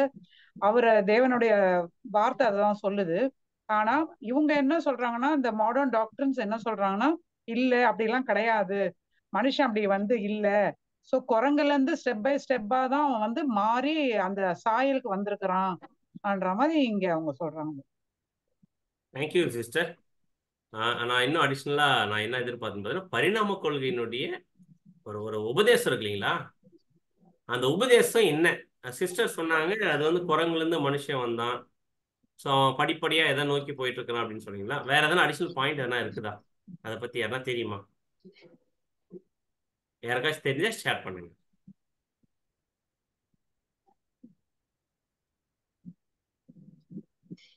எட்வின். பிரதர் ஆக்சுவலாக பரிணாம கொள்கைனா என்னன்னு பார்த்தோம்னா, எனக்கு தெரிஞ்ச விஷயத்தை ஷேர் பண்ணுறேன்.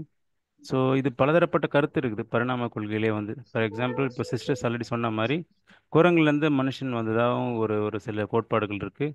சிலர் வந்து பார்த்தீங்கன்னா ஒரு செல் உயிரி அமீபாவிலேருந்து வந்த மாதிரி சொல்லுவாங்க. ஸோ அந்த மாதிரி ஒரு அந்த ஒரு செல் உயிரி என்னாச்சுன்னா 2 செல்லாக மாறி அதுக்கு அடுத்து ஸ்டெப் பை ஸ்டெப் ப்ராசஸ் மூலயமா ஸோ ஒவ்வொரு விலங்கினமும் வந்தது. அதுக்கப்புறம் மனுஷனும் வந்து ஒரு உயிராக ஒரு மனுஷனாக மாறணும் அப்படின்ற மாதிரி கருத்துக்களும் வந்து பார்த்தீங்கன்னா சயின்டிஸ்ட் அது மாதிரி நிறைய பேர் வந்து பார்த்தீங்கன்னா ஷேர் பண்ணுறதை நம்ம பார்க்குறோம். ஸோ அதுதான் பிரதர் என்னுடைய கருத்தாக இருக்குது. Okay, thank you brother. ஸோ சிம்பிளா நம்ம பிரதர் சொல்லிக்கிற அந்த பாயிண்ட் நம்ம யோசிச்சு பார்த்தோம்னா, சிம்பிளா பரிணாம கொள்கை அப்படின்றது என்னன்னு பார்த்தீங்கன்னா, மனுஷ குரங்குல வந்திருக்கிறான். பட் இன்னொரு ஒரு சில கான்செப்ட் ஆக்சுவலா வந்து இன்னொரு கான்செப்ட் என்ன சொல்றாங்க பார்த்தீங்கன்னா, ஒரு செல் உயிரே ஒரு சின்ன ஒரு என்ன ஆயிடுச்சுன்னு பார்த்தீங்கன்னா அமீபாவா எஸ் பிரதர். ஒரு செல் உயிரே அந்த அமீபாவில இருந்து அது பரிணாமம் வளர்ந்து அது மிருகமா பறவை அப்படின்னு மாறி அது குரங்கா மாறி அதுக்கப்புறம் தான் மனுஷன் வந்திருக்கிறான் அப்படின்னு நம்ம பார்த்தீங்கன்னா ஒரு கான்செப்ட், ஒரு தியரி இருக்குது. ஸோ இந்த தியரியை வந்து பார்த்தீங்கன்னா அதிகமாக நம்ம மத்தியில் அதிகமாக ஸ்ப்ரெட் ஆயிருக்கு எதுன்னு பார்த்தீங்கன்னா, இந்த ஒரு சில அமீபா பற்றியெல்லாம் அவ்வளோவா ஜனங்களுக்கு நாலேஜ் இல்லை. ஆனால் எதுதான் அதிகமாக டாக் போயிருக்குன்னு பார்த்தீங்கன்னா குரங்குல இருந்து மனுஷன் தான். ஸோ இந்த ஒரு விஷயம் வந்து பார்த்தீங்கன்னா டார்வின் அப்படின்னக்கூடிய ஒரு சயின்டிஸ்ட் கொடுத்தா ஒரு ஒரு ஒரு கொள்கை தான், ஒரு கான்செப்ட் தான் எதுன்னு பார்த்தீங்கன்னா இந்த ஒரு பரிணாம கொள்கை. ஸோ இந்த கொள்கையை பிரதர் சொல்றாரு ஏறக்குறைய பாஸ்ட் 30 இயர்ஸா இந்த ஒரு கொள்கை ரொம்ப பீக்கில் போயினுக்குது. அதே நேரத்தில் என்ன பண்ண ஆரம்பிச்சாங்க பார்த்தீங்கன்னா கிறிஸ்டாண்டமேக்குள்ளா இருக்கிற ஜனங்களே விசுவாசிக்கிற அளவுக்கு போயினுக்குது அப்படின்னு சொல்லிட்டு இருந்தார். அப்படின்னா இப்ப ஏன் பிரதர் ரசல் இந்த கொள்கைய இந்த ஒரு ஒப்புரவாக்குதலுடைய பாயிண்டோட ஜாயின் பண்ணி பேசினுக்கிறார் அப்படின்னு பார்த்தோம்னா, ஆக்சுவலா இந்த கொள்கை எதை மறுக்குது அப்படின்றத பிரதர் சொல்றாரு பார்த்தீங்கன்னா, மனுஷன் தேவ சாயலா இருந்து அவன் தேவனுடைய சாயல் இருக்கிற தன்மை இழந்து எதை நோக்கி போயிட்டு இருக்கான் பார்த்து பாவம் செஞ்சு மரண தண்டனைக்குள்ள போயிட்டு இருக்கிறான். இந்த மரண தண்டனைக்குள்ள போயிருக்கிற மனுஷனை மறுபடியும் அவனை மீட்டெடுத்து மறுபடியும் அவனை சரி செஞ்சு தேவனோடு ஒப்புரவாக்கணும். இதுக்கு தேவை ஒப்புரவாக்குதலுடைய வேலை. இதுதான் தேவனுடைய பிளான்ல தேவன் அல்டிமேட்டா வச்சது. இதுதான் நடந்துட்டு இருக்குது. ஆனா இந்த பரிணாம கொள்கை என்ன பண்ணுதாமா, குரங்குல தான் மனுஷன் வந்தான், குரங்குல இருந்து மனுஷன் அப்படியே பரிணாமம் ஆகுறான், குரங்குல இருந்து மனுஷனா பரிணாமம் ஆயிட்டு கொஞ்சம் கொஞ்சமா எதை நோக்கி போயிட்டு இருக்காரு பாத்தீங்கன்னா தேவசாயல் நோக்கி போயிட்டு இருக்கிறான் அப்படின்னு நம்ம சொல்லுதுதான் எதுன்னு பாத்தீங்கன்னா இந்த பரிணாம கொள்கை. இப்ப இது என்ன பண்ணுது அப்படின்னு பாத்தீங்கன்னா, எதை உடைக்குது அப்படின்னு பாத்தீங்கன்னா, இதுல என்ன சொல்லல இந்த பரிணாம கொள்கைன்னு பாத்தீங்கன்னா, மனுஷன் பாவம் செஞ்சதை ஒத்துக்காது. ரெண்டாவது, அவன் பாவத்தினால தண்டனை அனுபவிச்சுக்கிறான், மனுஷன் பாவத்தினால மரண தண்டனை அனுபவிச்சுட்டு இருக்கிறான்ற விஷயத்த நான் பாத்தீங்கன்னா மறுக்குது. இதுக்கு இடமே இல்லை. கரெக்டுங்களா?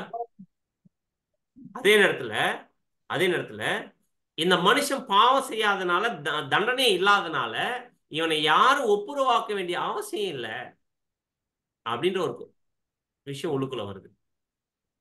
அப்படின்னா இவனை யாரும் ஒப்புரவாக்க வேண்டிய அவசியம் இல்லை, இவன் தான தேவசாயில அடைஞ்சிருவான். இது யார் ஹெல்ப்பும் தேவையில்லை, அவனே ஆயிட்டு இருக்கிறான், தேவனுடைய சாயலை நோக்கி போயிட்டு இருக்கிறான். இதுக்கு கடவுள்ன்ற ஒருத்தர் ஹெல்ப் பண்ணணும் அவசியம் இல்லை, பாவமும் செய்யல, தண்டனையே வாங்கல, அவங்கள ஒப்புரவாக்குறதுக்கு ஒருத்தர் வந்து மறிக்க வேண்டிய அவசியம் இல்லை அப்படின்னு என்ன பண்ணணும்னு பார்த்தீங்கன்னா சொல்லக்கூடியது பார்த்தீங்கன்னா பரிணாம கொள்கையினுடைய உபதேசம். இப்ப என்னுடைய கேள்வி இந்த கொள்கை முக்கியமா எதை மறுக்குது? அதே நேரத்துல இதை சொல்லிடுங்க, எதை மறுக்குது இந்த பரிணாம கொள்கை? Brother Edwin. இது இந்த பரிணாமவாதம் வந்து பார்த்தீங்கன்னா பாவத்திற்கான தண்டனை வந்து மரணம் இல்லை அப்படின்றது சொல்கிறது. மாறா என்ன சொல்கிறாங்கன்னா இது வந்து பரிணாம வளர்ச்சியில் இன்னொரு ஸ்டெப்பு தான் வந்து இந்த மரணம் அப்படின்றத வந்து அவங்க சொல்கிறாங்க. இல்லை அது அது அந்த பாயிண்ட் நான் கேட்கல. நான் என்ன கேட்கணும் அப்படின்னா, இந்த இந்த இப்போ நம்ம படிச்சுட்டு இருக்கிறோம் பார்த்தீங்கன்னா ஒப்புரவாக்கல் பாயிண்ட், இதுல பரிணாம கொள்கை எதை மறுக்குது? சிஸ்டர் மலர், அடுத்து சிஸ்டர் கரோலின். பிரதர் தேவனோட நீதியை மறக்குது பிரதர். Very good. அதனால என்ன என்ன என்ன என்ன என்ன அவசியம் இல்லைன்னு சொல்றாங்க? சிஸ்டர் கரோலின் ஷேர் பண்றீங்களா? அதாவது அங்க பாவ நிவாரண பலி தேவையில்லைன்னு சொல்றாங்க பிரதர். அது இல்லாம அது இன்னொன்னு பாயிண்ட் என்ன சொல்றாங்கன்னா, அங்க வந்து உங்களுக்கு வந்து அந்த நீதியே அங்க தேவையில்லை, அப்புறம் பாவ நிவாரண பலி தேவையில்லைன்றாங்க. Very good, very good sister. அப்படின்னா இங்க தேவன் நீதியே இங்க அவசியம் இல்லை. ரெண்டாவது, அந்த நீதிக்கான பாவத்தை செலுத்துக்கான பாவ நிவாரண பலியை யாரும் மறிக்க வேண்டிய அவசியம் இல்லை அப்படின்னு. அப்படின்னா இப்ப என்னுடைய கேள்வி, பாவ நிவாரண பலி அவசியம் இல்லை அப்படின்னா அந்த பாவ நிவாரண பலியை கொடுத்தது யாரு? நம்முடைய ஆண்டவராக இயேசு கிறிஸ்து. கரெக்டுங்களா? இப்ப நம்முடைய ஆண்டவராக இயேசு கிறிஸ்துவோட ரேன்சம் சாக்ரிஃபைஸை தூக்கி வீசிடுது பரிணாம கொள்கை. கரெக்டுங்களா? அப்படின்னா நம்முடைய ஆண்டவராக இயேசு கிறிஸ்துனுடைய மரணம் இருக்கு இல்லைங்களா, அந்த மரணத்தை இந்த பரிணாம கொள்கை எப்படி போர்ட்ரே பண்ணுது, எப்படி தவறா சித்தரிக்குது? யார் சொல்றீங்க? Sister daisy.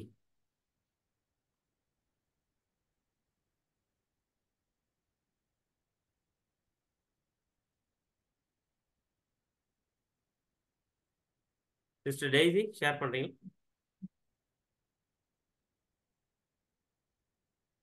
சிஸ்டர் அன்மியூட் பண்ணுங்க. Sorry brother.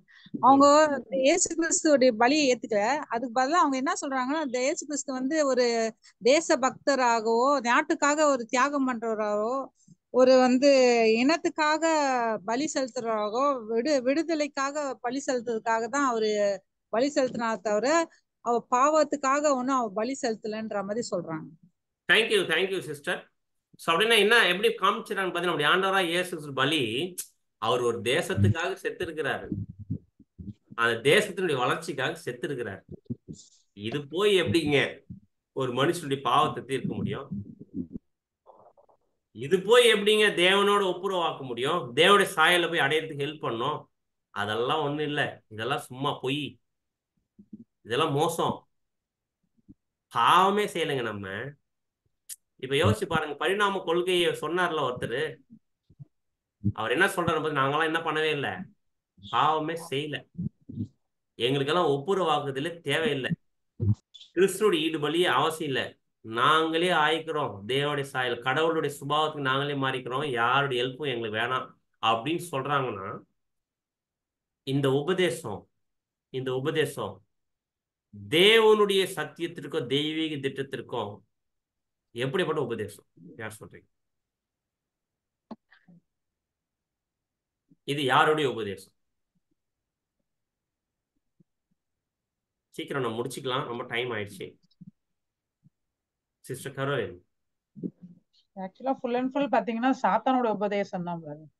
Very good, very good sister. இது உண்மையிலேயே சொல்றேன் பாருங்க, பைபிளுக்கு முற்றிலும் முற்றிலும் அகெயின்ஸ்டான ஒரு உபதேசம் அது. பரிணாம கொள்கை ரொம்ப டேஞ்சரான ஒரு உபதேசம் அது, பரிணாம கொள்கை. ரொம்ப ஜாக்கிரதையா இருக்கணும்.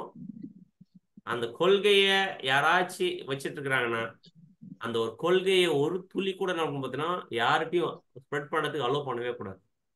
முழுக்க முழுக்க நீங்க யோசிச்சு பாருங்களேன், இது அப்படியே அப்பட்டமா தெரியுது இது சாத்தானுடைய உபதேசம். ஏன் அப்படின்னு பாத்தீங்கன்னா, கிறிஸ்துவோட ரேன்சமே தூக்கி வீசுது. புரியுதுங்களா? கிறிஸ்துவோட ரேன்சமுடைய வேல்யூவை, அதோட பிரைஸ ஒரு வேஸ்டா காமிக்குது, ஒரு யூஸ் இல்லாத ஒரு கண்டிஷன்ல காமிக்குது. எப்பேற்பட்ட சாக்ரிஃபைஸ்!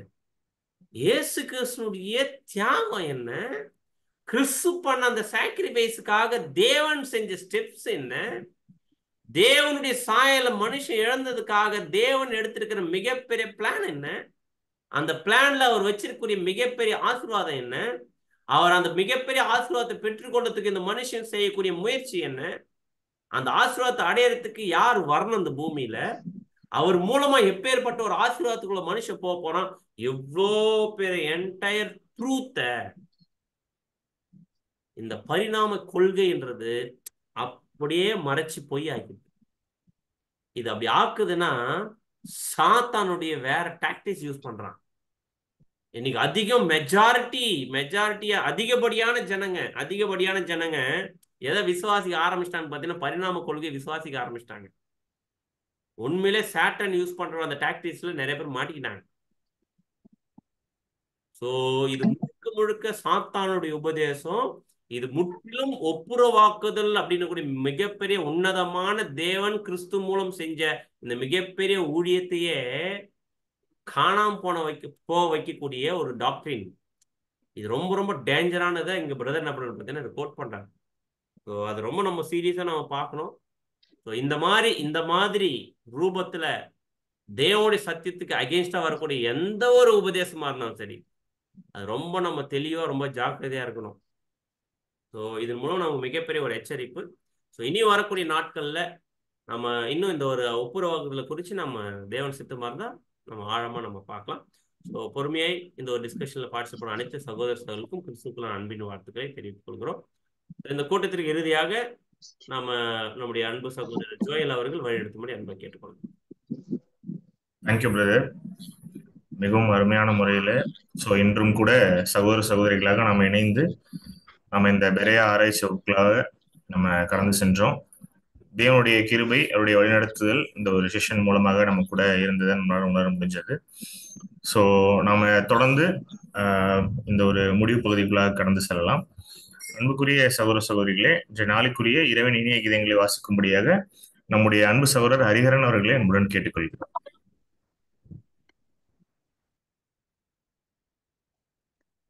இரவின் இனிய கீதங்கள் ஏப்ரல் 23. கர்த்தர் தம்முடைய மகத்துவமான நாமத்து நிமித்தம் தமது ஜனத்தை கைவிட மாட்டார். 1 சாமுவேல் 12:22. இதற்குரிய விளக்கம்: மாம்சீக இஸ்ரேலருக்கு தேவன் பேரில் நன்றி உணர்வும் விசுவாசமும் உண்டாக்குவதற்காக சாமுவேல் தீர்க்கதரிசி எகிப்திலிருந்து புறப்பட்ட பொழுது தேவன் செய்த மாபெரும் அதிசயங்களை ஞாபகமூட்டி வனாந்தரத்திலிருந்து கானான் தேசம் வரையில் அவர்களை வழிநடத்தியதையும் நினைவுபடுத்தினார். இதே வார்த்தைகளை நாம் ஆவிக்குரிய இஸ்ரேலருக்கு சொல்லும் பொழுது எவ்வளவு வலிமையுடையதாக இருக்கும்! எகிப்தின் அடிமைத்தனமாகிய பாவம், மரணம், சாபம் இவைகளிலிருந்து நம்மை விடுவித்திருக்கிறார். இருளில் இருந்து தம்முடைய ஆச்சரியமான ஒளியினிடத்திற்கு நடத்தி செல்லுகிறார். பயங்கரமான குழியிலிருந்தும் உளையான சேற்றிலிருந்தும் நம்மை தூக்கி எடுத்தது மட்டுமல்லாமல் நமது பாதங்களை கிறிஸ்து என்னும் கன்மலையின் மேல் நிற்கச் செய்தார். நமது வாயில் புதுப்பாட்டை அருளுகிறார். அவரது அன்பை நம்மேல் பொழிகிறார். நம்முடைய பாவங்களை மன்னித்ததோடல்லாமல் கிறிஸ்துவுக்குள் நம்மை ஏற்றுக்கொண்டு அவருடனே கூட உடன் சுதந்திரராய் இருப்பதற்கு அழைத்தார்.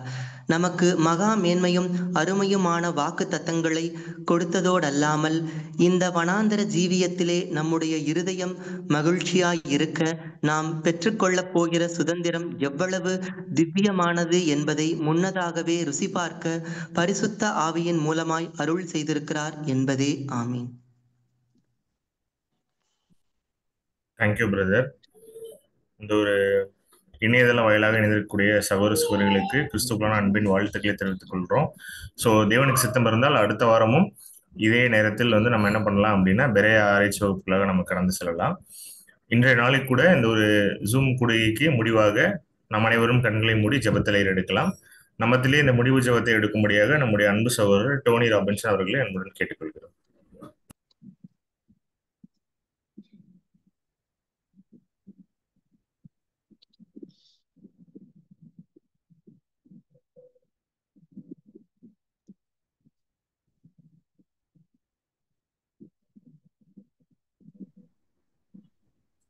பிரதர் டோனி இருக்கீங்களா?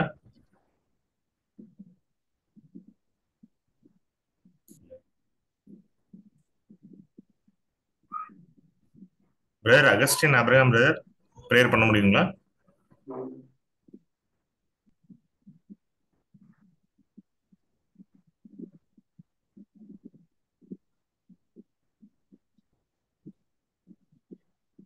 டோனி பிரதர், அகஸ்டின் பிரதர் யாராவது இருக்கீங்களா? Brother Augustine. Brother Augustine brother prayer பண்ணுங்க பிரதர். Okay brother. தேங்க்யூ. நாம் ஜெபிப்போம். பரலோகத்தில் இருக்கிற எங்கள் பரமபிதாவே, வானத்துக்கும் பூமிக்கும் யாவை என நாமமுள்ள ஒன்றான மெய்தேவரீர் ஒருவருக்கே துதி கனம் மகிமை ஸ்தோத்திரங்களையும் நன்றிகளையும் எங்கள் ரட்சகர் இயேசு கிறிஸ்துவின் மூலமா இந்த மாலை நேரத்தில் ஏறெடுத்துக் கொள்கிறோம். அப்பா, எங்களுடைய வாழ்நாளிலும் இந்த ஒரு நாளை சேர்த்து கொடுத்து கிருபையாய் இந்த கூட்டத்தை ஆயத்தப்படுத்தி எங்களை கலந்து கொள்ளும்படியாய் நீர் செய்த உடைய பெரிதான மேலான கிருபைக்காக நன்றி செலுத்துகிறோம். இதோ தேவனே, சகோதர சகோதரிகளாய் இந்த ஜூம் வாயிலாய் இந்த மீட்டிங்கை கலந்து கொள்ள நீர் எங்களுக்கு இரக்கத்தை பாராட்டினீர். அதற்காக நன்றி செலுத்துகிறோம். விசேஷ வண்ணமாய் உம்மோடு ஒப்புரவதாக இந்த பாடத்தை நாங்களும் ஆண்டவரை கற்றுக்கொள்ளவும் ஒருவருக்குள்ளார் அதை தெரிந்து கொள்ளவும் எங்களுக்கு உதவி செய்துங்க. அதற்காக நன்றி செலுத்துகிறோம். இதில் கலந்து கொண்ட ஒவ்வொரு சகோதர சகோதரிகளும் ஆசீர்வதிப்பீராக. விசேஷமா ஆண்டவரே, இதை எங்களுக்கு பகிர்ந்து கொடுத்த எங்கள் அன்பு சகோதரருக்கு உங்களுடைய பரிசுத்தாவின் நிறைவை கொடுத்ததற்காக நன்றி செலுத்துகிறோம். இனி வரும் நாட்களிலும் நாங்கள் இதே ஐக்கியத்தில் நாங்கள் தொடர்ந்து இருக்கவும் உண்மை விட்டு விலகாதபடிக்கு உங்களுடைய பரிசுத்தாவின் வழிநடத்துதலோடு நாங்கள் இணைந்திருக்க எங்களுக்கு கிருபை தாருங்க. இந்த சிறிய ஜெபத்தை எங்கள் அருமை ஆண்டவர் இயேசு கிறிஸ்துவின் மூலமா நம்முடைய பொற்பாதத்தில் வைக்கிறோம் எங்கள் ஜீவனுள்ள நல்ல பிதாவே. ஆமென். ஆமென். ஸ்தோத்திரம் brothers and sisters. ஸ்தோத்திரம் ஸ்தோத்திரம் பிரதர்ஸ். brother. ஸ்தோத்திரம் brothers and sisters. ஸ்தோத்திரம் brothers and sisters. Ruwan bro, ஸ்தோத்திரம்.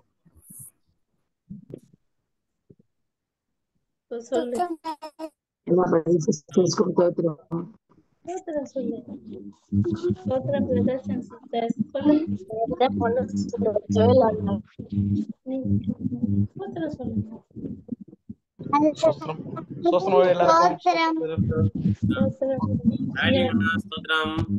Praise the Lord, Jersha Kutti.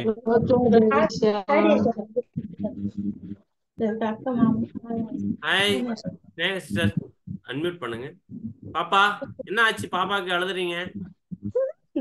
ஸ்தோத்திரம் பிரதர்ஸ், ஸ்தோத்திரம் பிரதர்ஸ் சிஸ்டர்ஸ். ஸ்தோத்திரம். Praise the Lord, Shia. Praise the Lord, Shia Kutti.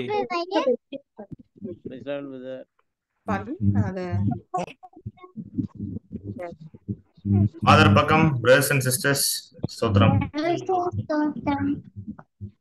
Karthik brother.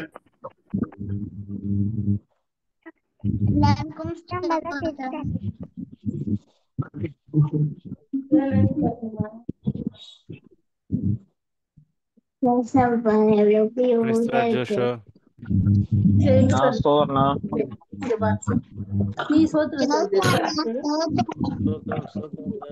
Jersha Kutti, praise the Lord.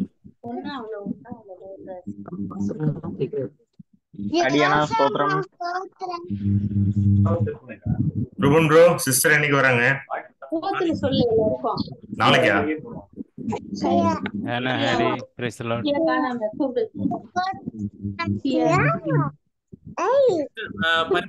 பாப்பா பேர் என்ன?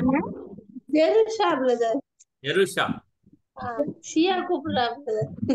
எங்க இருக்கா? காணா சீதோ இருக்கா? காணா இருக்கா? Hi Jerusha. ஜெருஷா சோதரம் சொல்லு. சோதரம் சொல்லுங்க. சோதரம். சோதரம் சொல்லுங்க. சோதரம். Very good. Thank you சோதரம். இங்க ஹாடி அக்கா பாரு, நீ கேட்டுக்கிட்டே இருப்பியா? எப்ப வராங்க? ஜாய் எப்ப வராங்க? நாளைக்கு நைட் 8:30க்கு ஃளைட் சென்னை ரீச் ஆகும். நைட் 8:30யா? Vellur okay okay. 8:30 ஆயிடும். காணா சியா போய்டா. சார் புரியல, நீங்க சொன்னது புரியல. 8:30 ஆயிடும் ரீச் ஆகுது. Okay okay okay. ஹாடி ஆனா ஸ்தோத்திரம். நீ ஸ்தோத்திரம் சொன்னியா? ஹாடி கேட்கலாமா? ஸ்தோத்திரம். எப்படி இருக்கீங்க? லீவ் ஜாலியா? ஜாலியா இருக்கீங்க? ஜாலியா? ஸ்தோத்திரம் சொல்லு. நீ ஸ்தோத்திரம் சொல்லு. பாப்பா என்ன டான்ஸ் ஆடு?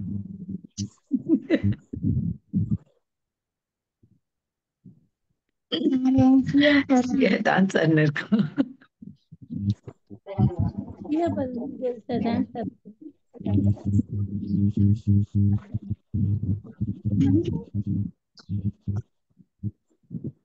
ஸ்தோத்திரம் சொல்லு. என்ன அதோ ஆச்சு? ஏதோ கோமாரு பிஸியா இருக்கா? கோமாரு சொல்லிட்டு இருக்கா போல. செல்லக்குட்டி என்ன லீவா உங்களுக்கு? ஷியா ஷியா ஜூம் பித்தாவா? ஜூம் பிதாவே சித்தா சித்தா ஸ்தோத்திரம் பிரேம் சொல்லு. பிரேம் பிரதர் கஷ்டப்பட்டு குட்டி சாத்தா அது இன்னும் கிளாஸ் எடுத்துட்டு இருக்காரு. ஸ்லைடு போட்டா இவ பித்தா பித்தா அப்படின்னு கத்துறா பின்னாடி இருந்து. பித்தானா பேயின்னு சொல்லி பயமுறுத்தி வச்சிருக்காங்க. அவர் பேயே இல்லைன்னு எடுத்துட்டு இருக்காரு. அப்பதான் தம்பி உட்கார்றா இல்லைன்னா உட்கார மாட்டேங்கிறா.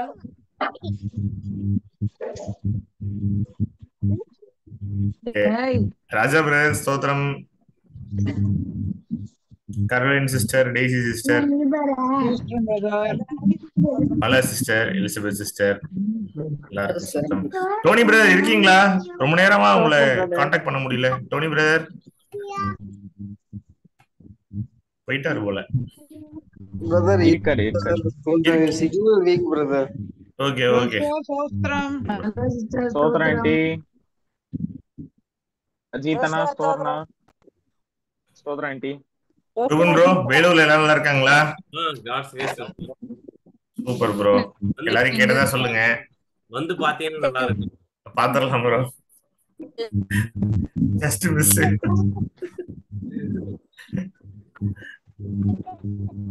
சரி ப்ரோ எல்லாரும் கேட்டதா சொல்லுங்க. ப்ரோ செலியன் பிரதர் பரவாயில்லையா? இப்போ நல்லா இருக்காங்களா? இப்ப பரவாயில்ல பிரதர். வீட்டுக்கு அனுப்பிச்சிட்டாங்க. பட் என்னன்னா அது பெயின் அப்படிதான் இருக்கு. ஓகே. போன் இந்த போன் உடஞ்சிருக்கு. நம்ம ரிப்போன் வந்து ஒரு 6 நினைக்கிறேன். ஓகே. போய் ரெஸ்ட் எடுங்கன்ட்டாங்க. ஆனா ஹீல் ஆயிடுமா ஸ்லோவா? ரொம்ப சாஃப்டான இது ஆக்சுவலா இது உடையாது. இந்த மெயின் போன். ஆனா இதுவே உடைஞ்சிருக்குன்னா கொஞ்சம் ரொம்ப டைம் எடுக்கும்ன்ற மாதிரி சொல்லியிருக்காங்க. போன வாட்டி கூட ஆக்சிடென்ட் ஆகி அவருக்கு ரிப்போன் தான் 3வது இல்ல பிரதருக்கு. அதான் கண்டினியூஸா ரிப்போன்ல அடி வாங்கிட்டே இருக்கு அவருக்கு. போயிருக்கிறார். புரியல. என் பிரதர் ஆனா யாரும் அடிக்கலாம் இல்லையா? இவருக்கே என்ன நடந்ததுன்னு தெரியல. மெமோரியல் முடிச்சுட்டு போயிட்டு வண்டி எடுத்துட்டு அங்கிருந்து ஒரு ஒரு ஒரு எப்படி சொல்றது ஒரு 10 ஸ்டெப்ஸ் வைப்போம் இல்லைங்களா? அவ்வளவு தூரம் தான் அது. 2 வீலர் எடுத்துட்டு வந்திருக்கிறாரு. வரும்போது அப்படியே விழுந்துட்டு இருக்கிறாரு. எப்படி விழுந்தாரு? இங்கிலீஷா பக்கமேவா? இங்கிலீஷா இல்ல. அவர் வந்து வீட்டாண்ல இருந்து வீட்டுக்கு போறதுக்கு வண்டி எடுத்துட்டு போயிடுறாரு பஸ் ஸ்டாண்ட்ல இருந்து.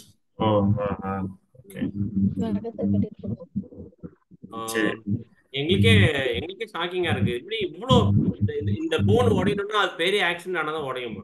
இந்த பெரிய போன் இருக்கு இல்லைங்களா? இது அது பிராக்சர் ஆயிருக்கு இந்த சைடு. பிளஸ் அதுல ரிப்போன் வேற உடைஞ்சிருக்கு. ஆங்கிள் வந்து இடிச்சிருக்கோம், அதனால குத்தி இருக்கோம். ஓகே. பட் இந்த ஷோல்டர் போன் வந்து எப்படி உடையிருந்திருக்கும் அப்படின்னு ஒரே டவுட்டா இருக்கு. ப்ரோ ஆனா வண்டி டேமேஜ் இல்லல்ல? அப்படின்னா வண்டி ஏதாவது தட்டி இருந்தா வண்டி உடைஞ்சிருக்கணும்ல? மெயின் ரோடு அது. Tiruvannamalai to Vellore main road. Okay. ஆனா கொஞ்சம் ஆக்சுவலா அந்த டைம்ல பௌர்ணமி டைம் வெஹிக்கிள் மூவிங் அதிகம். பட் காட்ஸ் கிரேஸ் வீட்டுக்கு ரொம்ப நேரமா ஆள் யாரும் வந்து தூக்கானோம் தெரியல. நைட் டைம்ல ஆக்சுவலா இருக்கிற ஒரு 9:30 10 o'clock இருக்கும்.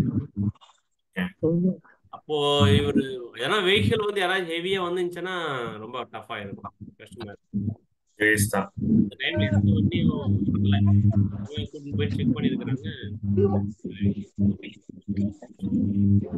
சரி ப்ரோ பிரதருக்காக ப்ரே பண்ணிக்கிறோம். கேட்டதா சொல்லுங்க. பார்க்கலாம். ஓகே ரொம்ப சந்தோஷம். பாப்போம். Thank you bro. கண்டிப்பா கண்டிப்பா. Thanks for joining. very much நல்லா இருக்கு bro. Thank you. Bye. Bye. Thank you. Thank you. Charge 7